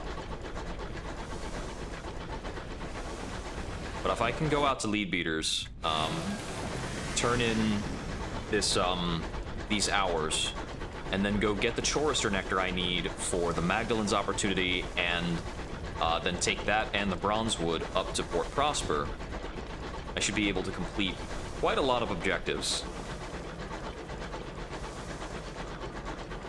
I believe if I wanted to be adventurous around lead beaters, I think there's another route from lead beaters directly to Carillon, and Old Tom's Well should be somewhere behind lead beaters. Plus, every time I come out here, like, there's options for random Bronzewood. The sky is silly with bronzewood sometimes, and it is very valuable. I had forgotten that bronzewood is like triple the value of ours.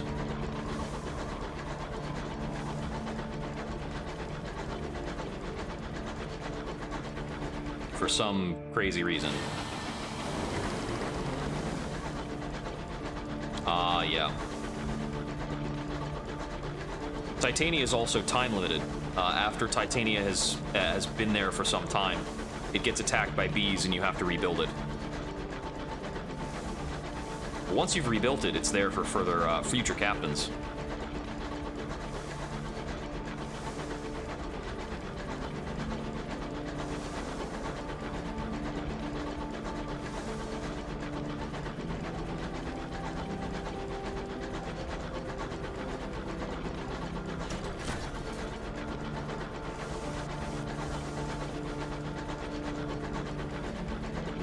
Anytime you can find a loot that allows you to capture value using things that don't take up hold space is a pretty big deal.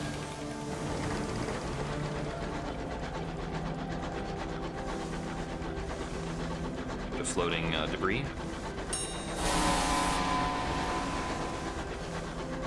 And we've got a Star Mat Explorer. First you conquer nature, then you preserve it. A trifle arrogant, no? Oh, yeah. That's true. I think that's the single most valuable thing you can get done, is honey from bees. A hunting party. That's new.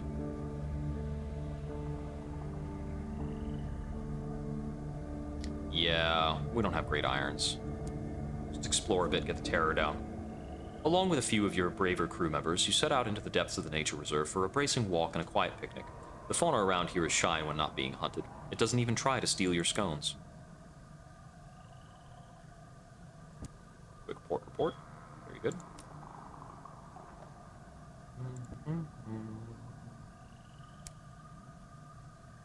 At Capabilities Inquest, we will turn in our ants from a homestead.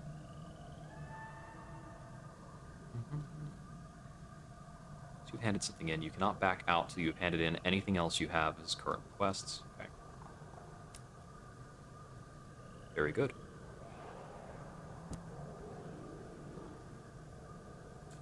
You have to wait 15 days to see the research of his work.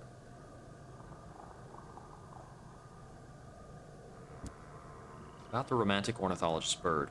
A bird that can grind a mountain down to dust? Scientists waste no time on manners. Surely its beak would wear down faster, unless it is some kind of magic beak, made of something harder than diamond. Is it a magic beak, Captain? A magic harder than diamond beak? It quickly becomes clear why the romantic ornithologist works alone. I see. In the idyll, we can go into the reserve. Okay, still no guides for the moment. That's fine. About the other scientists. I know there's nothing going on there.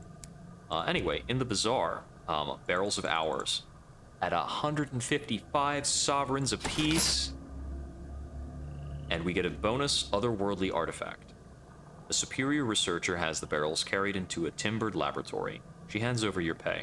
This is for your service, she says, and this is for your silence. She deposits a serpentine plant in a clay pot in your hands. It purrs gently. We do have the option of just buying the gourds of Chorister Nectar here at 100 a pop, which is a bit easier to do. But, I mean, we can buy fuel and supplies here. Let's see, given the nectar we have banked, we have 2 nectar banked. I wanted to get at least 2 more nectar, ideally 4 more nectar. We'll burn through some fuel and supplies while we're working at that. If we take too much damage from bees, then I'll turn around and buy the nectar. But until then, I'm gonna just run out there and get what I can. Now, using mirrors to grab the nectar off of bees is one way. The other way is, of course, what's it called? Finding their nests as they spawn and just pulling out of hives. Then you just have to defend yourself. I'm short on coffee, and that seems just a skosh unforgivable. Be right back.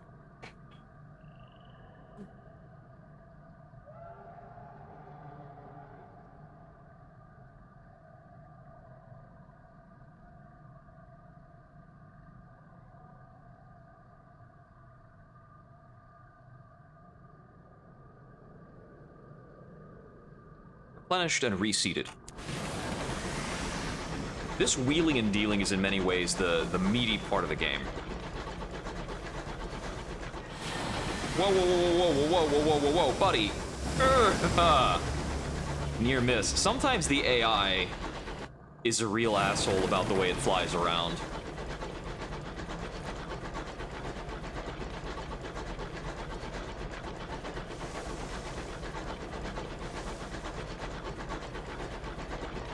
It can be a shame for several reasons.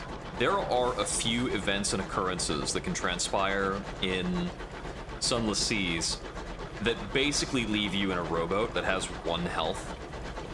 And you can very embarrassingly... That either leaves you in a rowboat that has 1 health per it's a rowboat.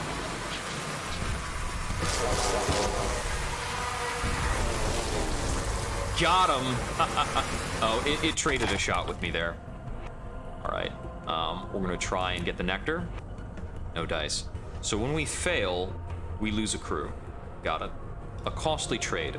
A crewman is elbow deep in bee when the beast gives a final spasm and plunges the stinger into his wrist. His death is quick and loud. The other nectar harvesters return hastily to your engine. The few thimblefuls they've managed to gather will fetch a few sovereigns in port. Okay. So it does about 5 or 6 damage to take a shot from a bee like that. We do need to be cautious about it. I'm not going to turn down bronzewood.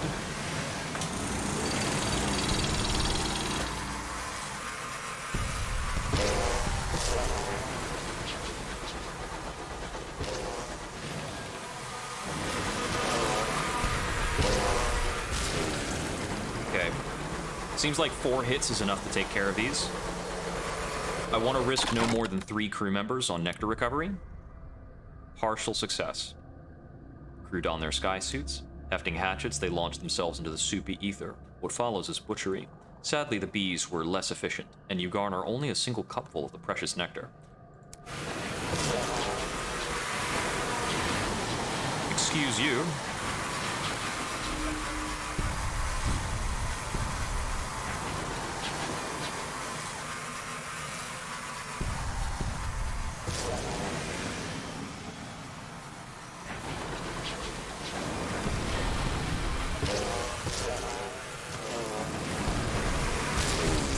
There we go.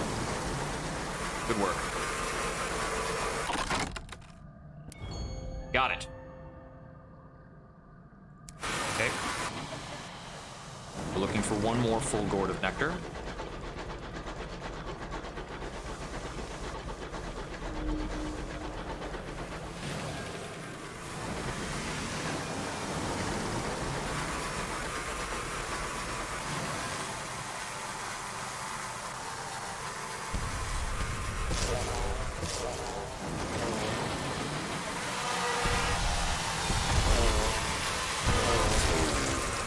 Line up these shots quite carefully. The bees can move very quickly. Failure, that's another crew member lost.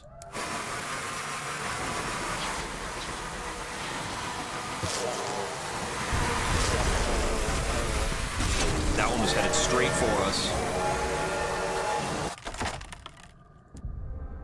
Another failure. Okay, that's what we can spare on that. So we're gonna make our way back out of here. Gained a facet. I would like more mirrors. Not really getting options.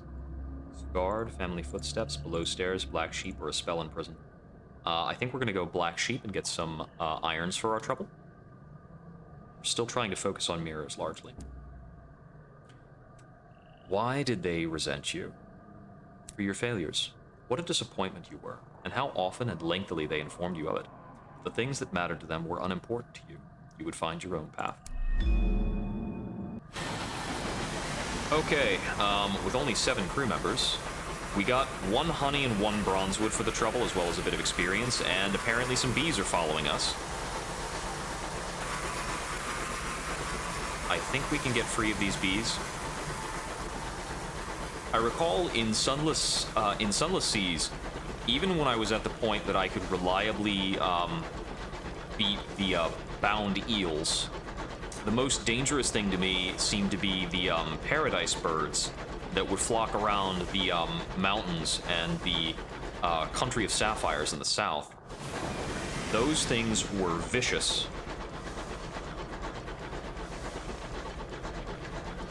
I think I lost 2 captains there. I think I lost 2 captains there, and I only actually made port in that continent, like, maybe twice. I never acquired the Clattery Air on... No, I had the Clattery Air, but I never acquired the Clattery Heart, the ship.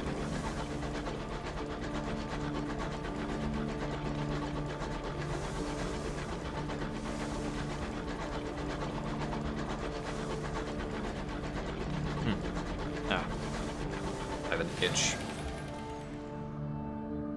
on the brim of the nose. There we go. How wild the reaches run with no sun to govern it.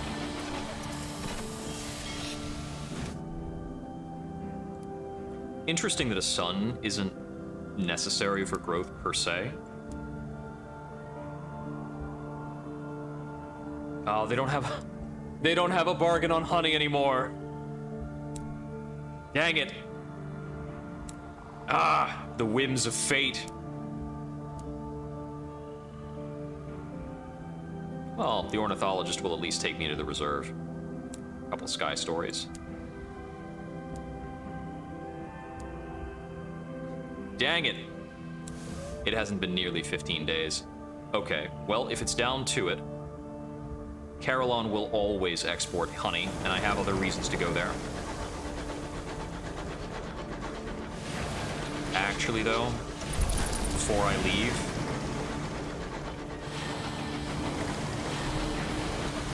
I'm gonna get more supplies.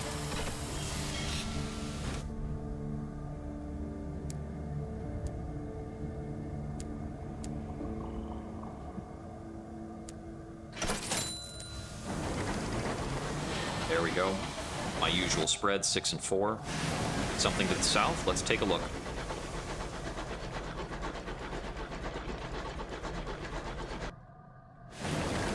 Maybe a bit of bronzewood or something else intriguing. We have the fuel to make more of an exploration out of all this.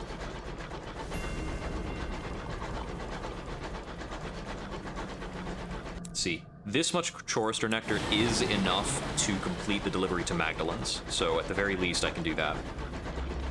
I had another use for it, though, that I will be lagging on. So, Old Tom's Well, I believe, is going to be, let's see, maybe out over here. I'm accustomed to the well being around this, but I had thought that I had heard that it was in this vicinity, based on an objective. I can't actually harvest this right now without the hull space. Hyacinthus' Rest.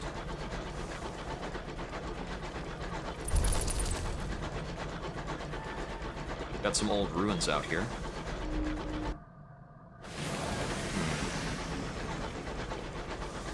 I think we may be coming up upon the well.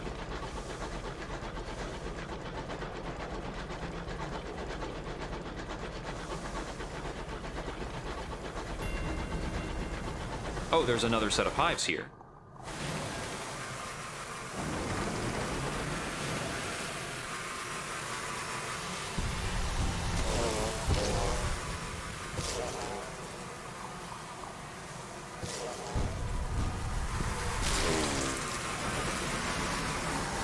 I'm not going to risk more crew on this, though.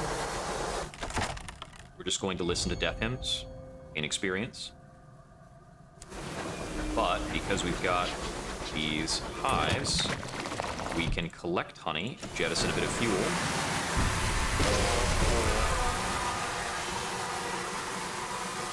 They make a buzz when they start to charge.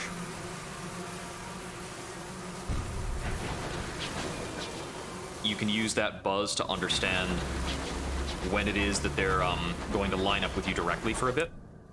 We're just going to take the one of that from that hive and keep going. Chorister bees do inflict a lot of damage if we get into fights with them.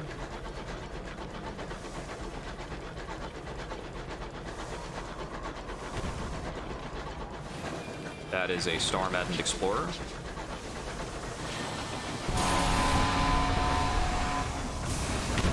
Ouch. I do not like that.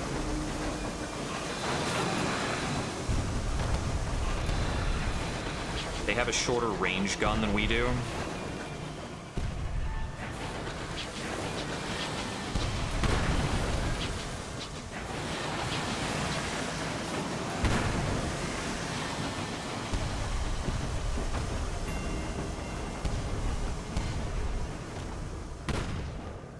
Yeah, watch that peter out of my range. There we go. If I can get hull patching from this, that would be excellent. Yeah. Oh, that's very nice. Okay, so we've got a horror here, which is increasing our terror somewhat. Tigalar's Haunt. More star-maddened explorers. I'm gonna try and slip past this one before we can turn around.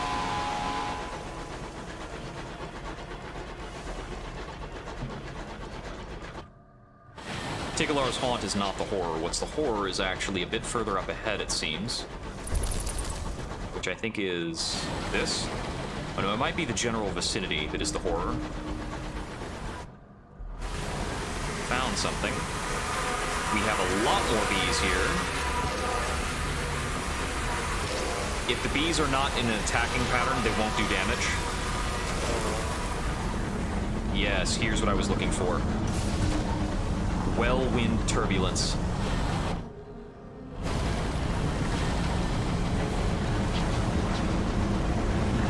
This actually drains supply as opposed to the peacock winds effect. Approaching Old Tom's Well. Below, beneath the scudding clouds, a speckle of structures cling to a shelf of ice.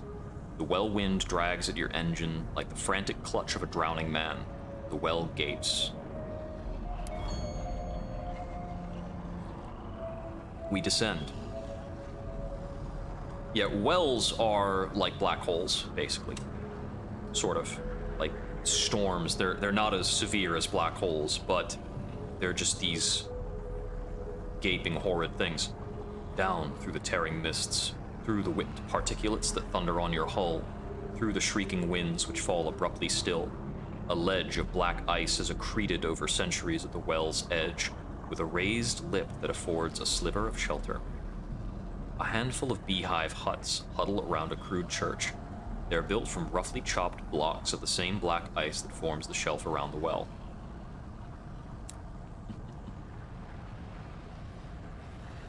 Old Tom was a prospector during the promised days that followed London's arrival in the heavens. For years he combed the reach, looking for the strike that would make him rich. He didn't find it. Luckless and impoverished, he made a wish here at the well. The next month, he discovered the mother of mountains and the rich hour veins that riddled her flanks. For a year before his disappearance, he was staggeringly wealthy. Others come here now, the desperate and the broken, with their final futile wishes. The fungal sentience colonizing the mind of the incautious driver has led them here. But why? The incautious driver strides to the very lip of the well and leans precariously out to stare into the depths. The well winds pluck at them. You grab a handful of their coat, just in case. Can you see them, Captain? Glimmering in the dark. The bones of the sun. The driver looks back at you, their eyes suddenly as green as old emeralds. A messenger came, inscribed with signs of peace, but it bore a well seed, murder beneath the arches of heaven. The driver's balance shifts. They lurch, and you pull them back onto the gritty ice. When they look up, their eyes have returned to their customary blue. Thank you. My head is feeling very crowded, but the impulse has changed now. I need to return to the nature reserve. Its home is there, or its parents? Its master? I'm not sure. I don't speak fungus.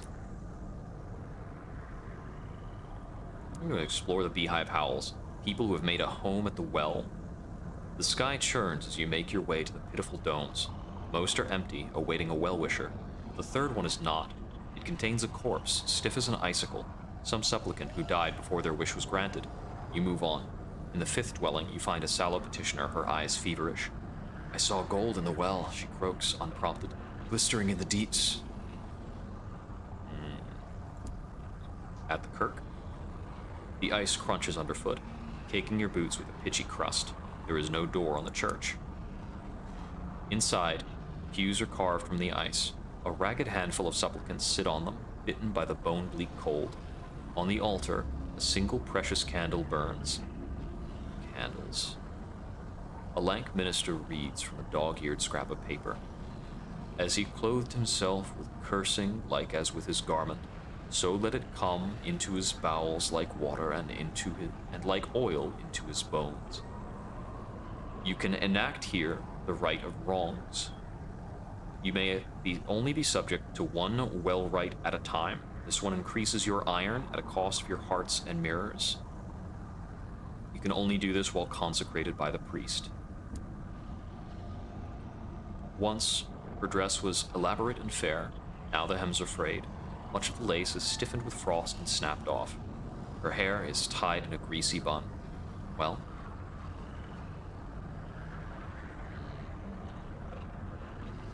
they will only accept you if they believe you've been grievously wronged. What is that pitiful scrap of paper? It looks like a bill, or a promissory note that has passed through too many hands. It should have been cashed long ago. Her congregation raised their hands. Each has their own leaf of paper, a single page torn from the Bible, the only page that matters, the Judas Psalm. It contains the only lesson that we need to hear, the promise that those who wronged us can be made to suffer. About their rights, they are not for the unconfirmed. If you want to partake of our rights, you must join our congregation. And if you want to join our congregation, you must convince me you are one of us. A confession.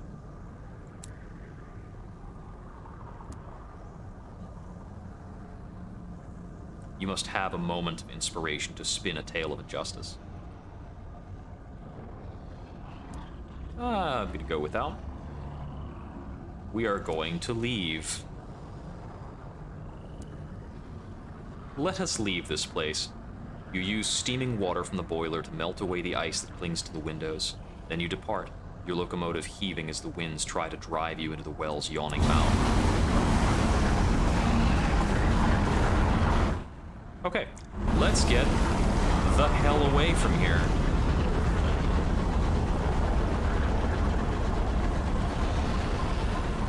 If your locomotive happens to touch the center of the well, I believe that is instant death. I think this place might be a little kind of cul-de-sac in the stars. I'm not sure if there's another exit from this, but I would very much like for there to be. If we can get from here to Carillon, that would be excellent.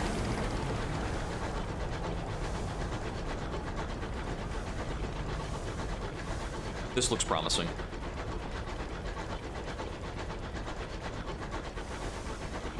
If I pop up out on the other side of them and just, like, happen to find Lustrum, that would be utterly ridiculous.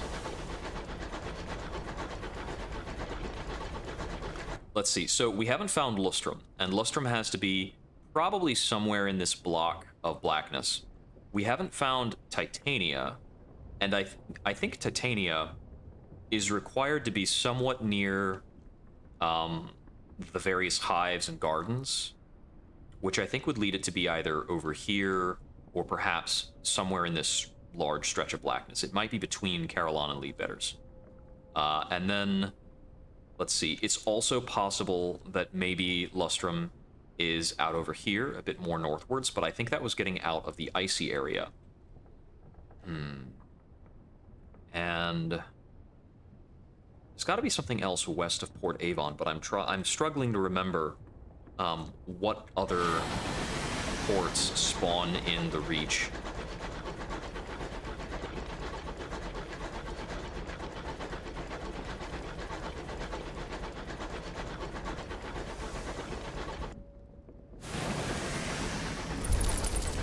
Do a quick check for anything I might be overlooking or missing, but it does look like we'll be able to port in at Carillon. Let's take a look at whatever this is to the south. Could be intriguing. I love this track.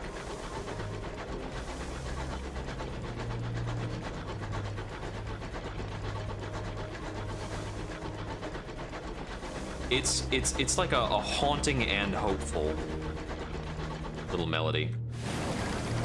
Okay, looks like this is an assaying point we do not have the tools for. Oh, an abandoned signal box. Window cracks have accreted a filling of moss green dust. I'll just read the ledger. There are a lot of these signal boxes. Vision of the heavens. The handwriting is poor but legible. Captain Senior withdrew fuel, giving no reason. There's a column for miscellaneous notes. The writing is blotched and smeared, as if the writer had tried to wipe tears from the page. What is legible speaks of a place as dark as sleep, as quiet as a forgotten story. They barely escaped. They want to return.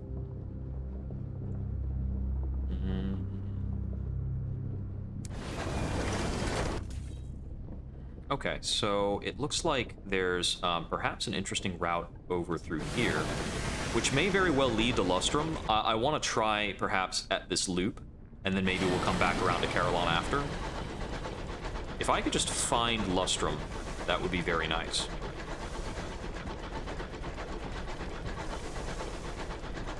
This all looks like a very crumbly part of Sky. We have... is that a Marauder? No, that's a... okay, that might be a Tackety, but I don't trust it. Don't come over here. Don't come near here. You leave me alone.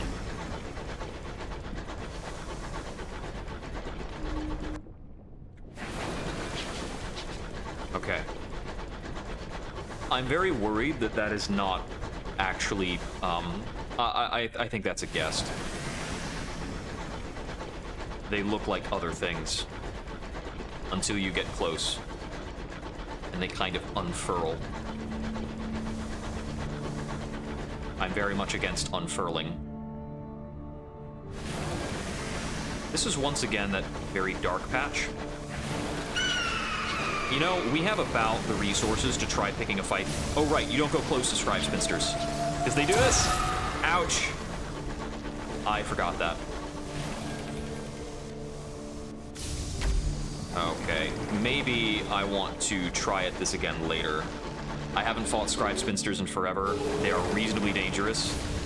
And this one's got my number.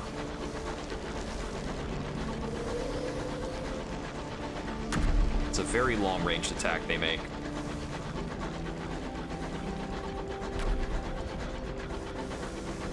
Okay, yeah, we're gonna hook around this mass, go to Carillon. Even if it means passing by a horror.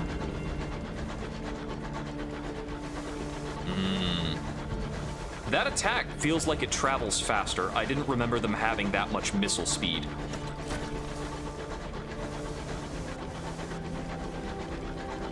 Yeah. Uh-oh.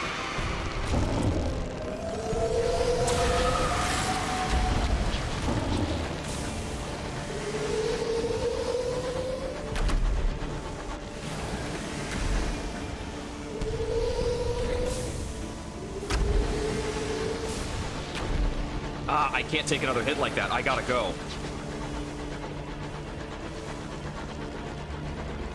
Yeah, I see their double shot there had a bit of a homing factor on it.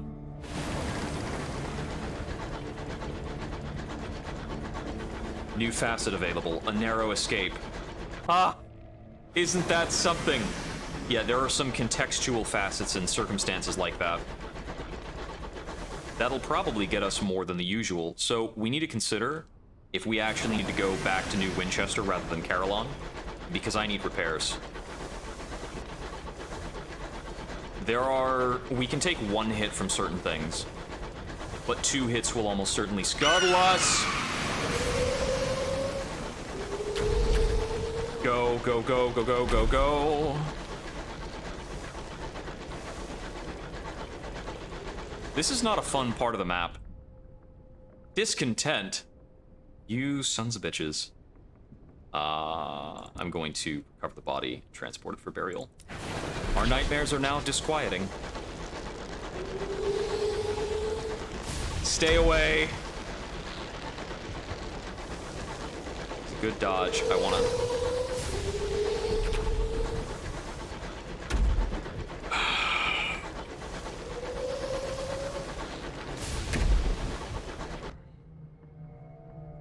I'm going going straight for New Winchester. Do not pass go.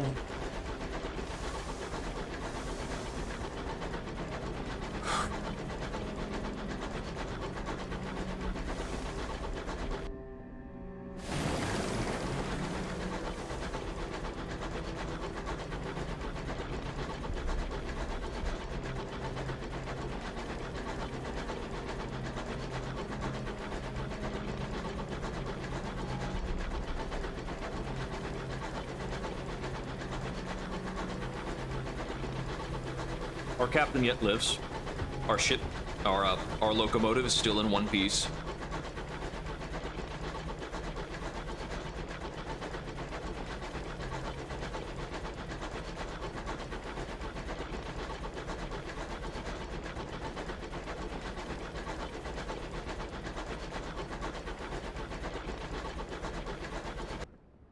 Carillon's a silly place. We don't need to go there right now anyway.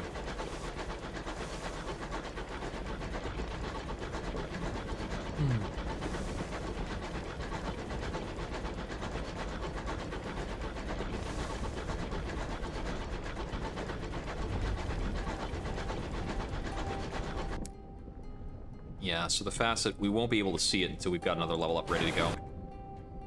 There are very few occasions to hold on to a level up. I think a narrow escape is actually one of them.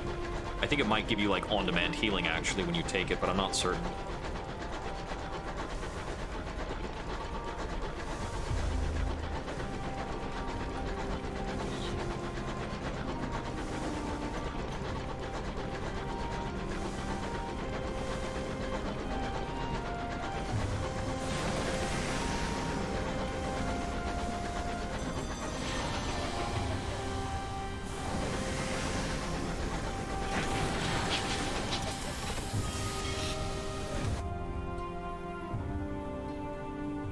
Fortunate Navigator.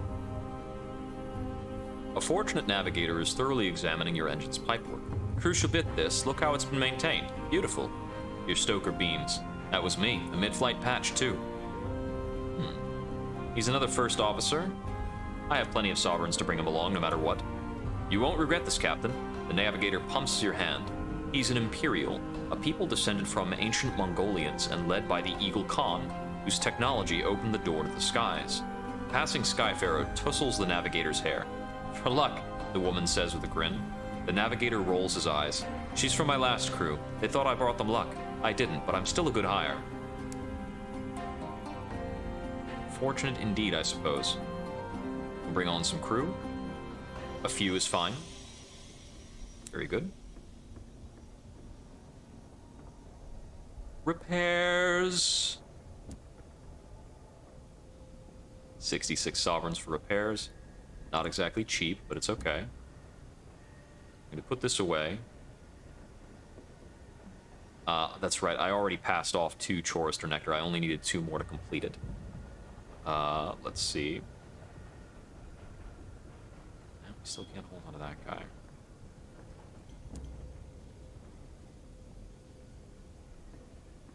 Let's see. If I pick up the canning system, then we can have, well, canning and also extra hull. I'm actually going to do that, yeah.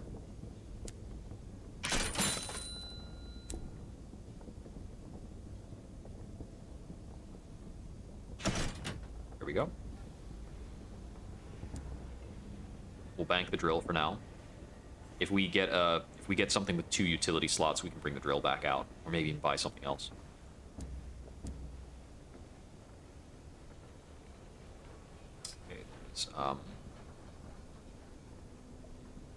Titania would like 5 panes of stained glass. That's very difficult. This is verdant seeds for Titania. Titania lies to the south-southeast of New Winchester. South-southeast. Yeah, that's in the slice near Lee Bitters. That's exactly where I thought it was, more or less.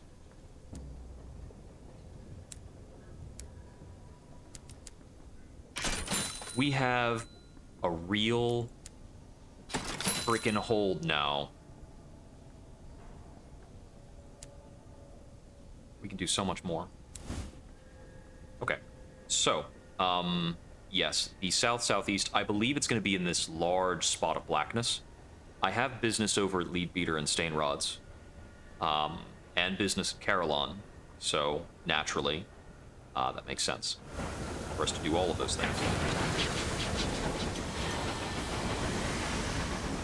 We'll need to stop in at Magdalen's later to treat our, actually, if I'm not stopping at Magdalen's now, I should drop off my, my honey. But since I'm carrying the Chorister Nectar, I should go up and, turn that in. While we're at it, let's speak to some officers. I still haven't found a quartermaster at all. Okay, it takes a caddy of dried tea to get to know him. It's cheaper than, the Repentant Devil. Fort of Caduceus to get information about that. Checking on him is not very good. They need to go to Carillon. He needs to go to Carillon as well. So, let me briefly, actually... I'm all kinds of forgetting and turning back around. It's okay, it's okay. We're allowed to be a bit indecisive. Oh, yes, yes. Yeah, I don't like to hunt stovepipes or tackities. I don't like to make that, enemies like that. It's certainly,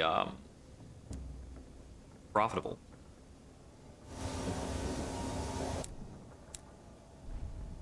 Let's share a bit of tea, get to know him. He clears his desk for the tea set by sweeping papers to the floor. I'll tidy up afterwards. The condition of his cabin casts doubt on that. I grew up a servant of the Eagle Khan's ambassador to London. His son, Alton, befriended me. We'd climb out the attic window to race urchins together. A wistful note enters his voice. We never won. The navigator trickles a spoonful of sugar into his cup. Then another. Could we stop at London? He stirs and stirs the tea. Alton died. I couldn't even be at the funeral. I want to say goodbye, but I'll need to speak with his parents first. Okay. Got cause to visit London, Perdurance, various other places. Iron and Veils, affiliation establishment. Hearts and Mirrors, affiliation Bohemia. Irons and Veils, Hearts and Veils. Irons and Veils, Hearts and Irons. It's somewhat rare. Like, of all of this, we have one individual who's providing us with mirrors.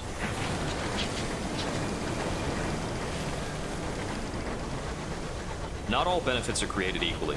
You can get lots of benefits to Irons and Hearts.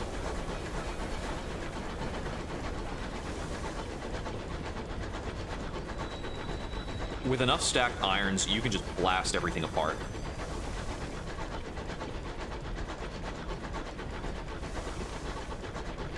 I think Veils does make your turning radius better or your evasion easier, but I don't recall if everything is quite as explained as it used to be. It might be that these don't affect your vessel anymore, but I'm not sure if that's the case. We might only have one port report to turn in, so I swung wide on a lot of things. Yep, just the one.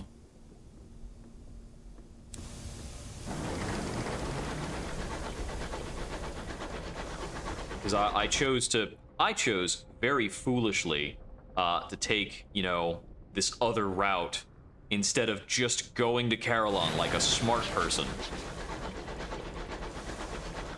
I couldn't just be boring about it. I had to shoot those those one or two scribe spinsters. Ugh. Not the best idea.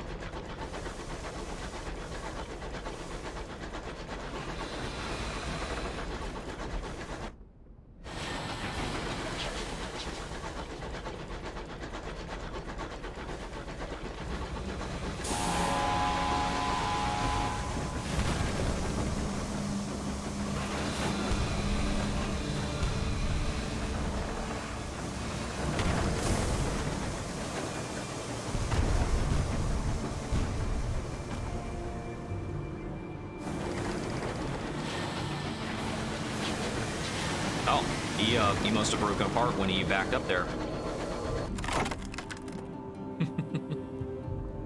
Let's examine the captain's logs.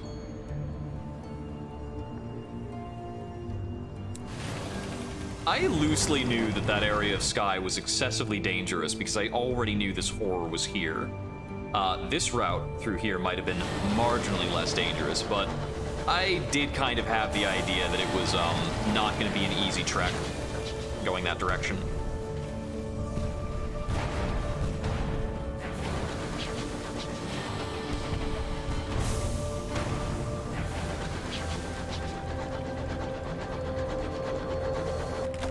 Yeah, some of these vessels have gotten to be pretty simple to get through now.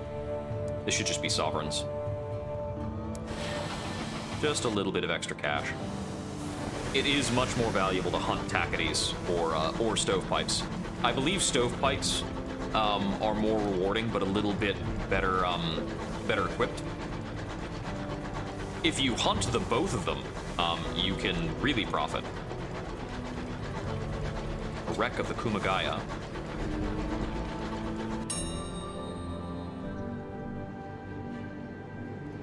Mourn the dead for a bit.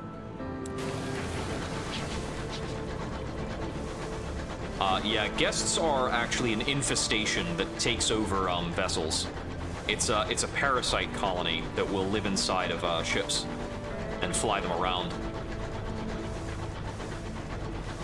If you're very lucky, you can actually harvest guests for a very powerful weapon.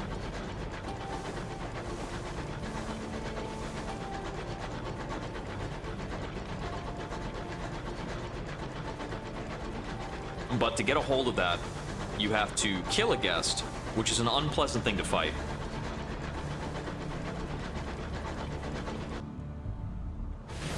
Yeah, I know you get really good loot from successfully hunting stovepipes.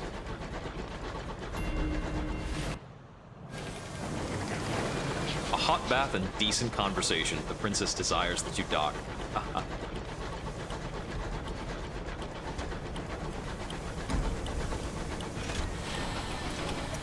Right, let's finish that delivery of nectar.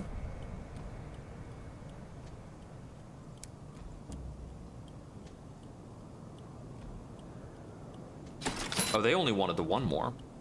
You are briefly without terror. Bit of gossip. The attendant takes the gourds from you. Thank you. Many here need to speak in voices that are not our own, and Chorister Nectar works wonders upon the vocal cords. He smiles warmly. Why don't you stay a while? Enjoy the facilities. And they have a bargain for munitions. I should buy this. It's cheap.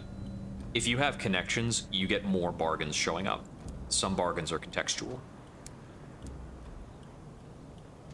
Going to go into the Oniric chambers again. I don't have moments of inspiration. Yeah, that has gotten expensive.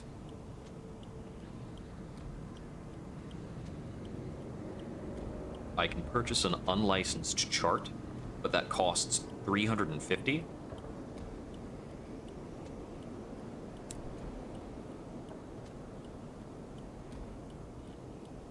Rockery for Port Avon. Explosives for Lustrum. The explosives for Lustrum is probably going to be our next venture. Perhaps not. Yeah, I knew this was going to be a very slight trip out to Magdalene's. So, Titania is likely over here. Lustrum is, I don't know, frickin' somewhere. So lost trying to find that. Maybe I should just swing west around Port Avon and see what I find. It's not the worst idea. Let's consult, perhaps, journal, some other things. Shop in London. You need a Scribe Spinster trophy, which is ridiculous. The Albert clock needs bronzewood and chorister nectar. Go to London.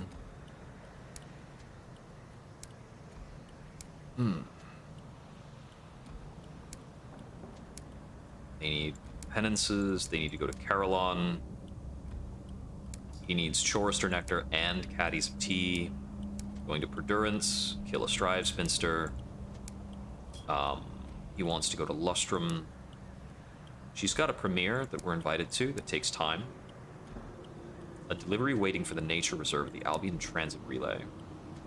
I could go up to the Albion Transit Relay and take a look at that. If truly desired, we could go all the way up to Albion, but I think going to Albion without visiting Lustrum would be very ridiculous.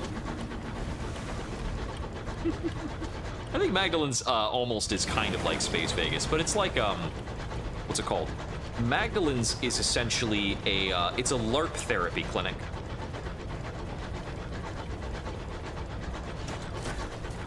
And the attendants at Magdalen's pretend to be people from your past for the purpose of calming you and working through kind of your issues.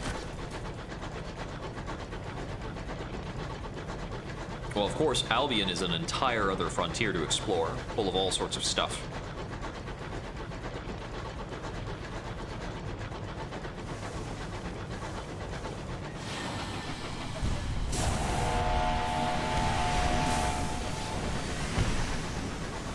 Missed me.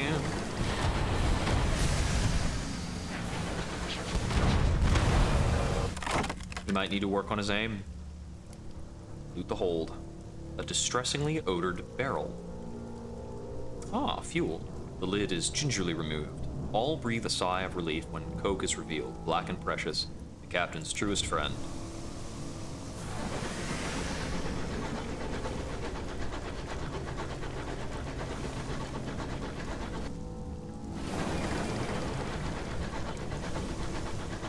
Let's make our way. We'll do a bit of exploring.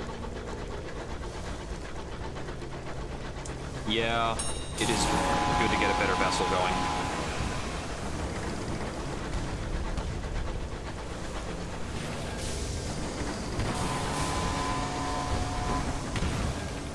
Star-maddened explorers are wicked fast when they want to be.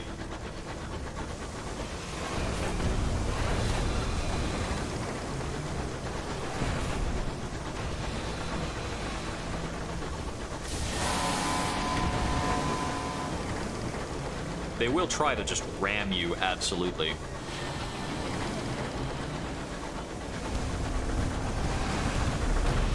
Quite crazy.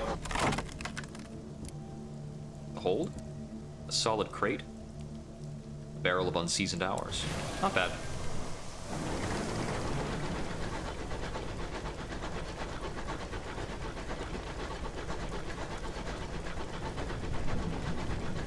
There are certainly more profitable stories in Albion.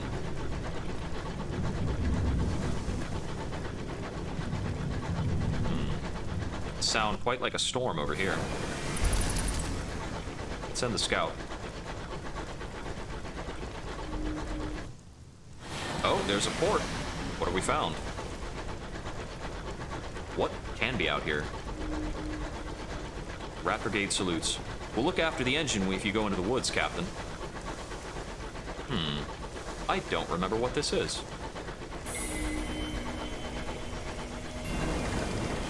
Somerset Camp. Okay. Trader's Wood. Trader's Wood is a sprawling, secluded forest on the edge of the Reach. Few venture beneath its gloomy boughs, and legend speaks of a king who sleeps under the barrow of the wood's heart. You may only perform one of these actions a fortnight. The wood guards its secrets. Gather flowers, you may gain verdant seeds, cage catch, visions of the heavens. Verdant seeds is one of the most routinely valuable things here. The others are more valuable. Like, verdant seeds are barely worthwhile, actually. Campfire. 3 figures draped in scholars' robes huddle around a campfire. As you approach, the discussion dies. One of the scholars, a woman with a fierce expression, stands up. Only scholars should be here. Are you one? Yes. I will not have my credentials questioned by students. Scholars quiz you for a few minutes on your publication history. They have heard of one of your articles, largely approved. The woman is a vituperative classicist. Her companions, a dismal paleographer, a forlorn young man, and a feckless theologian, a handsome youth with an easy smile. They explain that they are here to enter the regent's grave, where they believe that a sleeping king lies buried. They do not agree as to the king's identity. Unfortunately, the college has cut our funding, classicist explains. Speak to us if you're interested in helping. How can I help? Your inquiry induces a rare spirit of cooperation in the scholars. The last expedition into the woods found a document written in the correspondence. It contained directions to a place called the Steward's Font, the theologian explains. Alas, that is all it needs to break their alliance. The paleographer begins to argue the steward was a chief position in Charlemagne's household.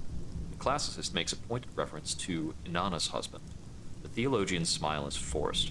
If you could find the font, it would be an immense boon to my work. There are sputters of protestation. Our work. You can begin this expedition from expeditions into the deep of the wood. All right. They believe it's either Saint John the Apostle, the Sumerian Queen of Heaven, or the Emperor Charlemagne. Is this a case where I need to side with one of them? Why does he think it's Saint John? The theologian's eyes widen. He is delighted to have been asked that question. According to the Legenda Aurea, Saint John is sleeping somewhere, waiting for the coming of the Antichrist, which would mean the end of the world. And what is the high wilderness but that? We left the world behind, and the stars are going out. And just after we arrive, we discover a tomb hidden in an ancient wood. He runs a hand through his hair. Sometimes we must have faith. All right. We can speak to each of them in turn. What about the classicist? About her theory? Why does she believe it is the ancient Sumerian deity Inanna?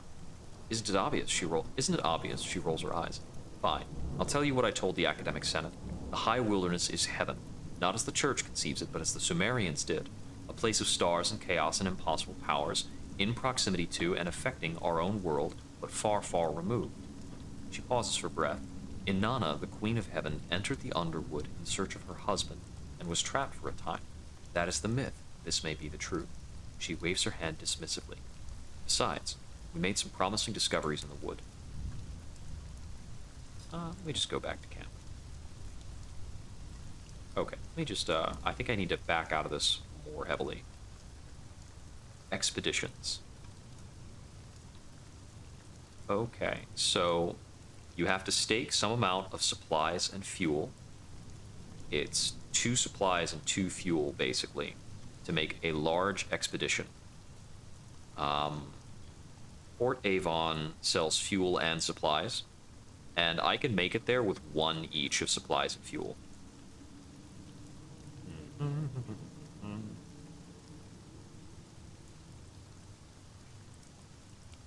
Seems as though this risks a lot of crew.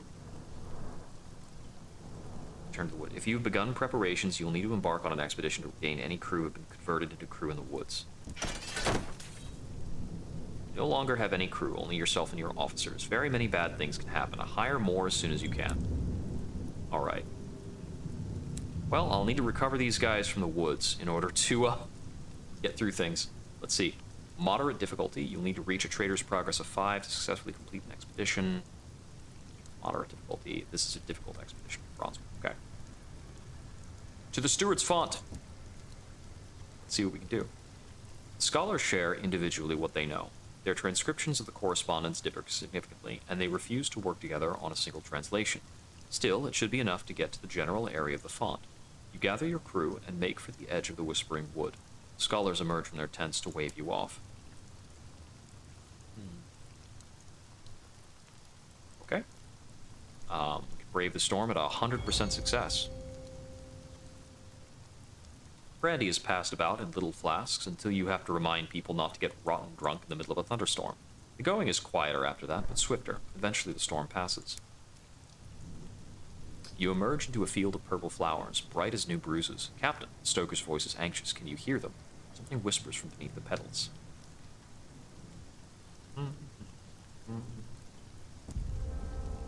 Failure. Unfortunate. You lead your crew through the fields of whispering flowers. Another crew member lost. Undertows pull you this way and that as voices beg for attention, demure floral voices and the harsher clamor of weeds. They speak words of treachery and overreach, tragedy and vengeance. Flowers claim their tithe. More voices go join their chorus, where numbers dwindle. It begins to pour. The gray sky is angry. Your crew look desperate. To make camp, progress will be slow over sodden ground. Opportunity to recover some of your strength. The navigator discovers a hollow way running through a vast copse of blackwood. You can set a watch at both ends and light a fire without being seen from elsewhere in the wood. The crew stay up late, swapping stories of old rulers and their various ends. Your sleep is dreamless as death. Gives way to a bog. Gray and fetid as a newly slain corpse. It bursts lazily. The marsh reeds susurrate, growing in volume as you approach. There is English amidst the polyphony, names, yours and those of your crew. You can either cross the bog at a 34% success, or search for another route. Excellent. The wood extends for miles, but so too does the bog, as though it were once a river or a moat. It is hours before you find a passable clearing. A glade of emerald hue, nestled beneath a copse of silver trees that shiver and sigh like consumptives. The trees whisper as you pass. They lie in a dozen languages, only half known to you and your crew. The discordance shivers beneath the boughs. Correspondence ignites wood that shrieks, as though not meant to speak it. Wood burns and breaks. The passing is treacherous and slow. Eventually, however, you emerge. It is not the date that it was. Time has passed while we were doing this. We may now enter the steward's font. You scale down the wet rock face and into the cave. It is several moments before your eyes adjust to the light. The cavern is not natural. The walls are covered with bronze wood and studded with Navarrete gemstones, driven in too deep to remove. Distant starlight from the cave mouth reflects off the stones, filling the cave with radiance. Toward the back of the cave, you find a silver seal the size of a crown and a curved crescent blade. Correspondence is scored on the blade's battered metal. It is too large to move, but you record the sigils. Perhaps one of the scholars will be able to translate. You take the seal. We get back 9 crew.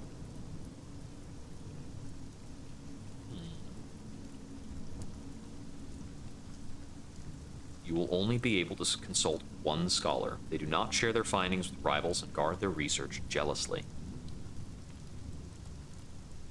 Okay. Let's see. Regarding the paleographer, why does he believe it's Charlemagne?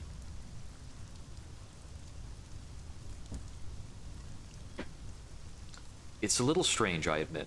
You certainly won't find this in Einhard.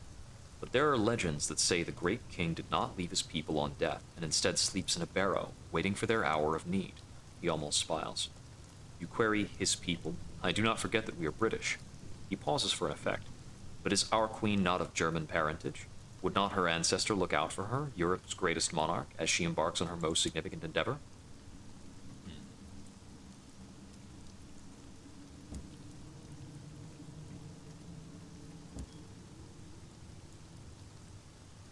I'm going to ask the theologian's help. He takes the paper from you and starts work. After a minute, he blasphemes creatively. This was given as some kind of office, like a bishopric. He frowns and brushes his hair from his eyes. At Pentecost, Christ gave out bishoprics to his apostles. He retires to his desk and keeps reading. Finally, he's finished. It is a reference to stewardship. The office bestowed on the wielder was Tamer of the King's Bower. There is a reference to the Giggling Place. I'll mark it on your map. You need to take a new expedition to continue this. But naturally, that is going to require more fuel and supplies. From what I recall, these expeditions are really profitable if you get through the whole thing. Write up a quick report. Exploration of the glade doesn't yield anything. There was no one here at present, but there are signs of recent passage. A discarded set of cups from some clandestine picnic, loose paper hastily torn from a notebook, a few bullets and scorched grass. People come to the glade to conduct meetings, as neutral ground, and as a place to think, secluded from the watchful gaze of the high wilderness.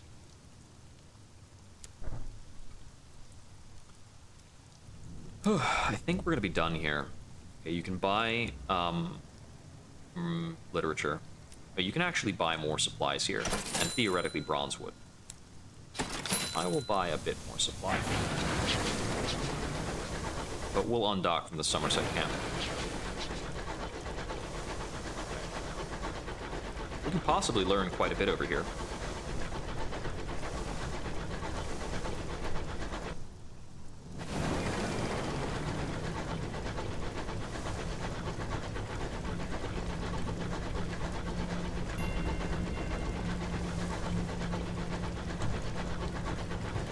the Trader's Wood. I'm not sure why it's called the Trader's Wood. All in all said and done. So, let's see. In the hold, I've got some munitions, some verdant seeds that I got randomly. A lot of this stuff I'm going to deposit. I might need to look for more opportunities. So the Chorister Nectar and the Bronzewood I have together, I can take up to Port Prosper for some benefits to close out a story. But I think I'll be holding on to them for a while until I'm ready to make my way out to Albion. Going to Albion is naturally going to take me past Port Prosper.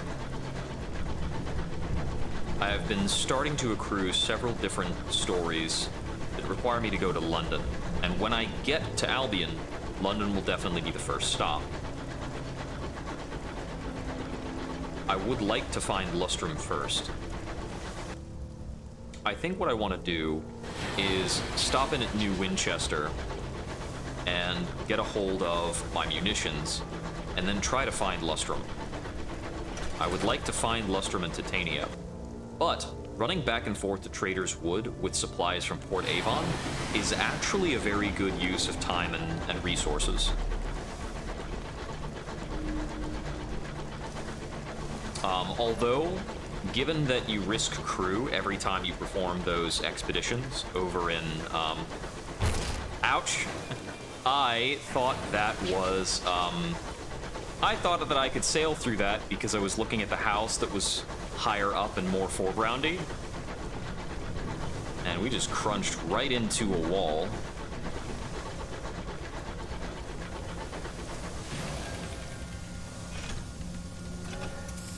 Huh. There's like 4 layers of things. Quiet day. Cheap repairs. And now we can buy cheap fuel rather than cheap repairs.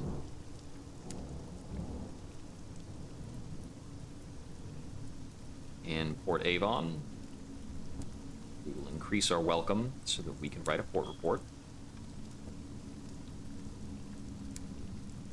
And I think that's actually all I want to do here.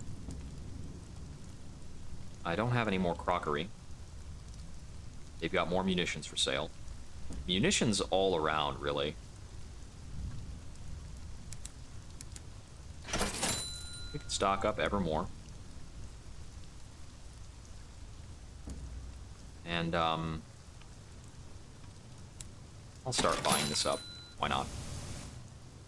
Okay, I want to go over to New Winchester and drop off my extra stuff.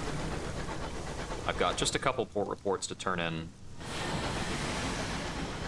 I've got a lot of things to deposit, and I want to withdraw some munitions to try and take that to Lustrum and make good on that opportunity.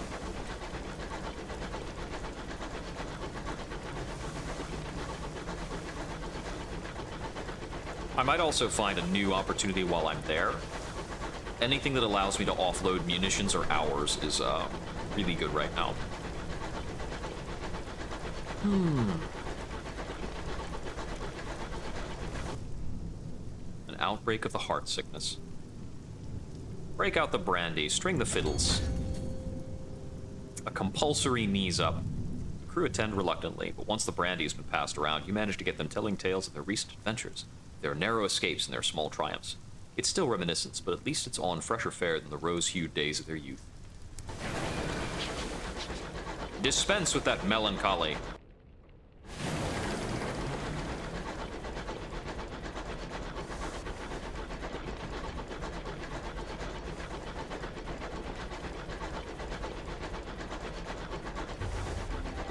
Well, terror is keeping low. Getting on a bit in the afternoon, and I haven't properly eaten. I had a late breakfast.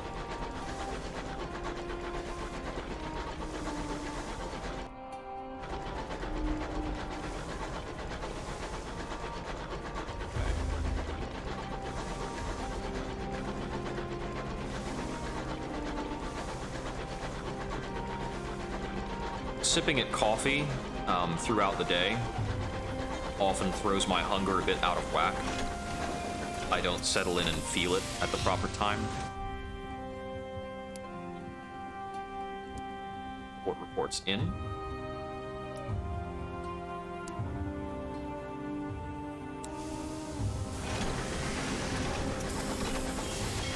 What the? Oh. I undock and then redock. Well, I think I'm going to be at this for no more than another 20 minutes, and then I'm going to have to log off and get some food. I think I will go out for something to eat today.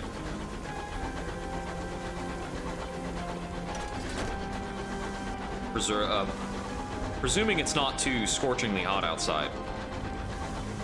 I'm certain it's not that bad.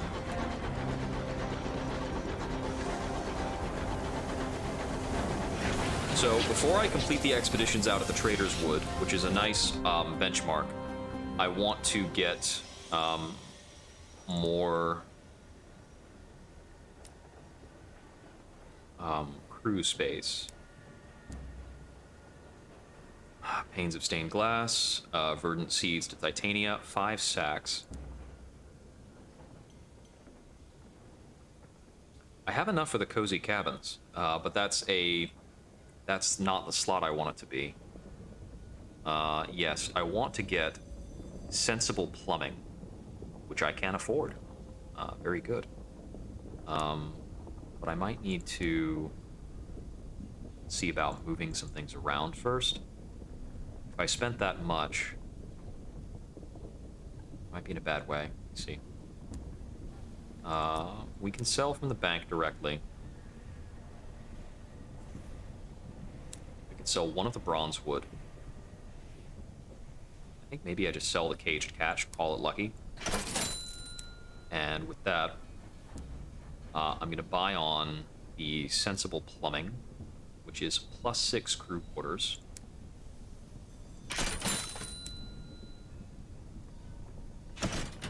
In the proper slot, very good. The bronzewood shielding we want to keep in mind. I think it's +10 armor. I think that +10 armor, yeah, it just adds on to our hull value. It's just like extra hull.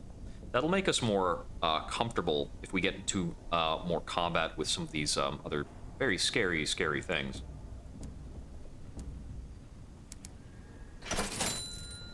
And now we can hire on more crew at Wolsey Station. 4 to 6 crew. We don't have crew hiring opportunities at the moment. It's been less than 15 days since we were by here hiring people on. They might start to get suspicious about how often we're coming by here to recruit men. So I've got the munitions for Lustrum. Question is, where is Lustrum? So I think it's either going to be in this pack of stuff or in this, maybe around here. I think it's actually just embarrassingly around this small dark patch. Let's consult my opportunity. It is to the southwest, directly southwest. It's almost certainly in this patch.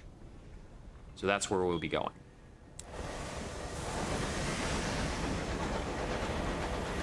Mid-90s.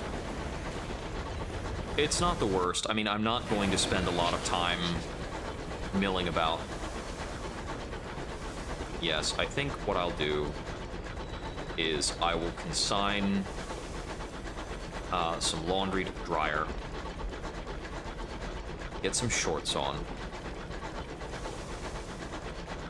make my way out to a lovely little burger place that I know.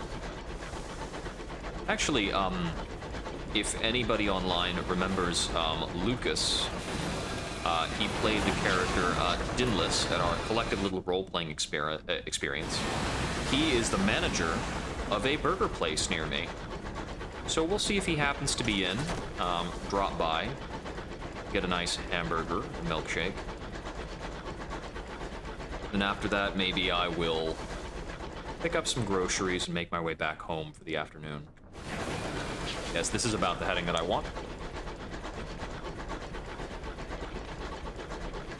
So we'll go to Lustrum, then I think soon enough Paralon is in the cards. I want to get on more crew and start working through the rest of these expeditions to Trader Wood. Passes are perilous.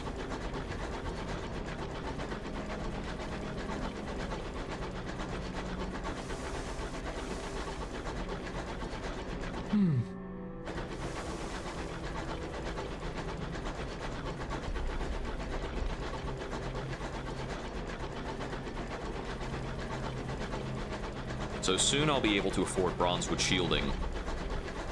Maybe another weapon is in order, because I certainly might feel more comfortable taking on Scribe Spinsters if I could drop mines or something like that. Oh, it's you. It's you.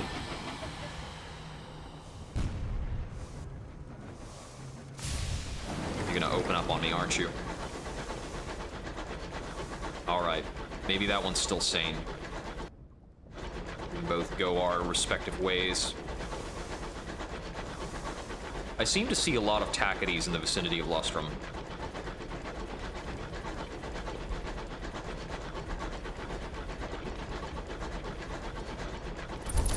Let's try some scouting.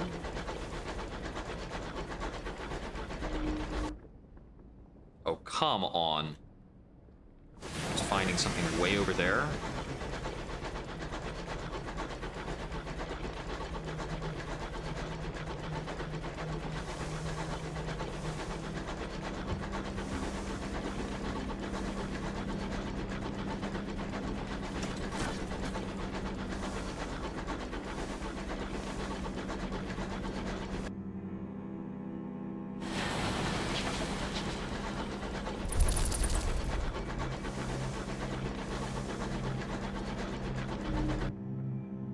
Okay, so we've got something there, but that's almost certainly going to be just a random thing.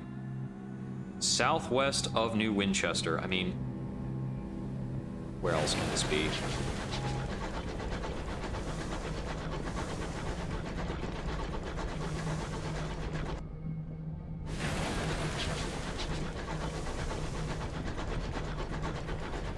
I think it's bound to be like a weird little alcove that I have... It's something that it's baffling for me to have not found before. Okay, got a little bit of something here. Grab at this while we can. I'm not a fan of this patch of sky. Crockery, again. It is almost remarkable the reliability with which we've salvaged up crockery. Yeah, that's probably correct. Up over here, maybe? Let's take a look up over there. We've got two horrors in this patch of the map. And it has to be southwest of New Winchester, which is telling me it's probably either in this bubble or this bubble at this rate.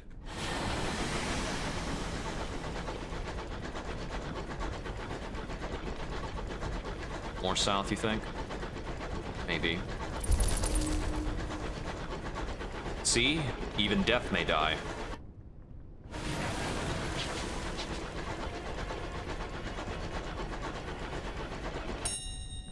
The Silent Saint. A vast sheet of ice is frozen over the ossified corpse of a vanquished beast. The surface is pockmarked with failed mining attempts. Collapsed shafts extend into the frigid tomb, and abandoned mining equipment litters the ice like discarded toys. Legends and rumors gather about the beast entombed below, a mythic hoard yet unclaimed. Yeah, you can try blasting into this. You can try breaching in with mining equipment. If I actually had a drill equipped right now, that might actually be pretty good. But we're going to leave. Oh, we lost a hull just because. So we lost a hull just for staring at this damn thing. Grave of the Silent Saint.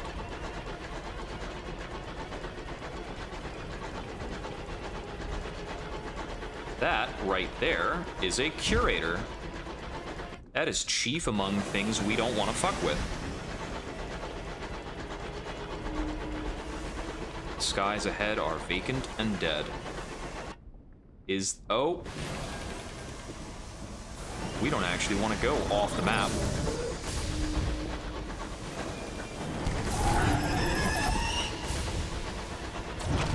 Ouch. This is really bad. He's really, like, sidled up with me in a way I don't appreciate. And he can kind of strafe move, which I can't do. Okay, we should be clear of him. Yeah, you don't want to... I didn't know you could actually go past this. I thought that was always a hard barrier.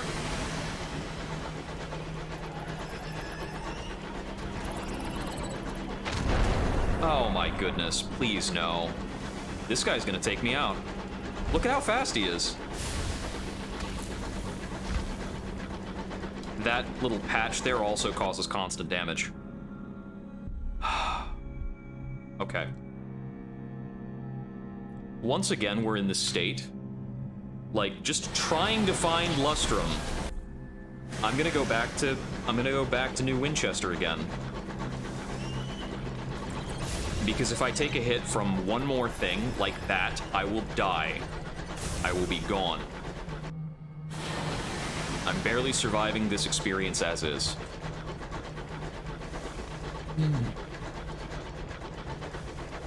It's very, very uncomfortable. Yeah, it's got to be around here, or maybe back in here.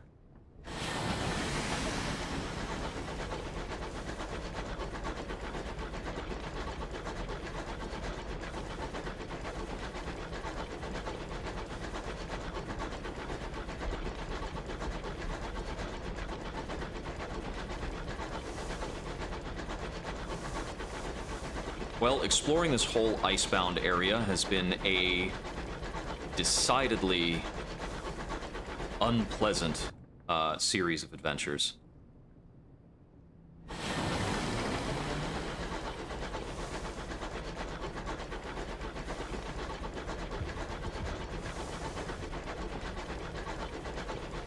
This corner of sky is definitely full of dangerous nonsense.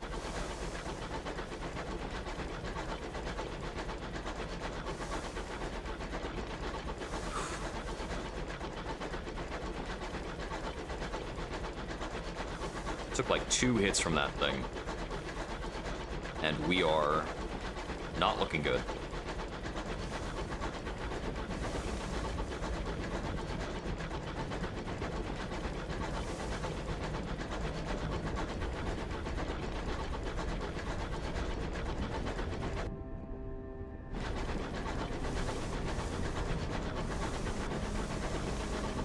No, if I investigate that, something might spawn up to fight me.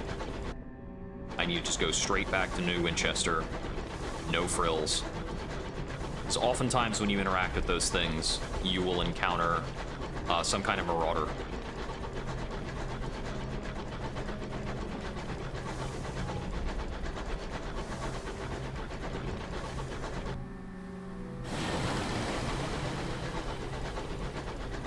Yeah. It's in a rough area. I feel like I've had much better Lustrum spawns. I didn't think Lustrum was dedicated to be the outer ring. I didn't think it necessarily spawned that far away from New Winchester, but I guess I was wrong. I feel like I've had much better luck about it in the past. Okay, well that gets us out of the very dangerous part of Sky. Although, theoretically, I think we can still run into a marauder. Probably not before we get back. That's just a tackety.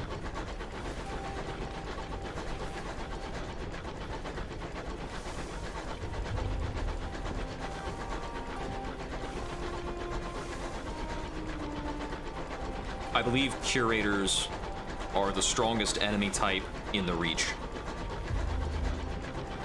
I think there might be some tougher ships once you've gotten into Albion. Yeah. I know Port Prosper's on the edge because Port Prosper is always near the London lift, which is always at the edge. I think Lustrum is going to turn out to have a kind of a back door that is usually not that bad. Okay, we can hire on more crew. A lot of crew. There we go. We need repairs. It's going to come out to 75 sovereigns. Okay, what's this about spies in Trader's Wood? Let us step up to the call. Windward spies suspected to be operating out of Trader's Wood. You We've been sent to flush out the spies in Trader's Wood. Alright. Nothing new at the bazaar. We'll have to buy more supplies, perhaps more fuel as well. Okay, we are now a little bit dangerously poor after having to repair our ship twice in a row. So we need to make sure the next thing we do is a good bit more profitable. And it still keeps coming back to finding Lustrum. I think Lustrum is either here or it's way on the outside over here. So the safe route is probably going to be to go through Carillon to this southern angle and then try and cut back in from there. And if that is workable, then that is going to be the route to Lustrum forever, is go through Carillon to this outside angle. But we are going to do that next time. For now, we're going to be closing out the stream.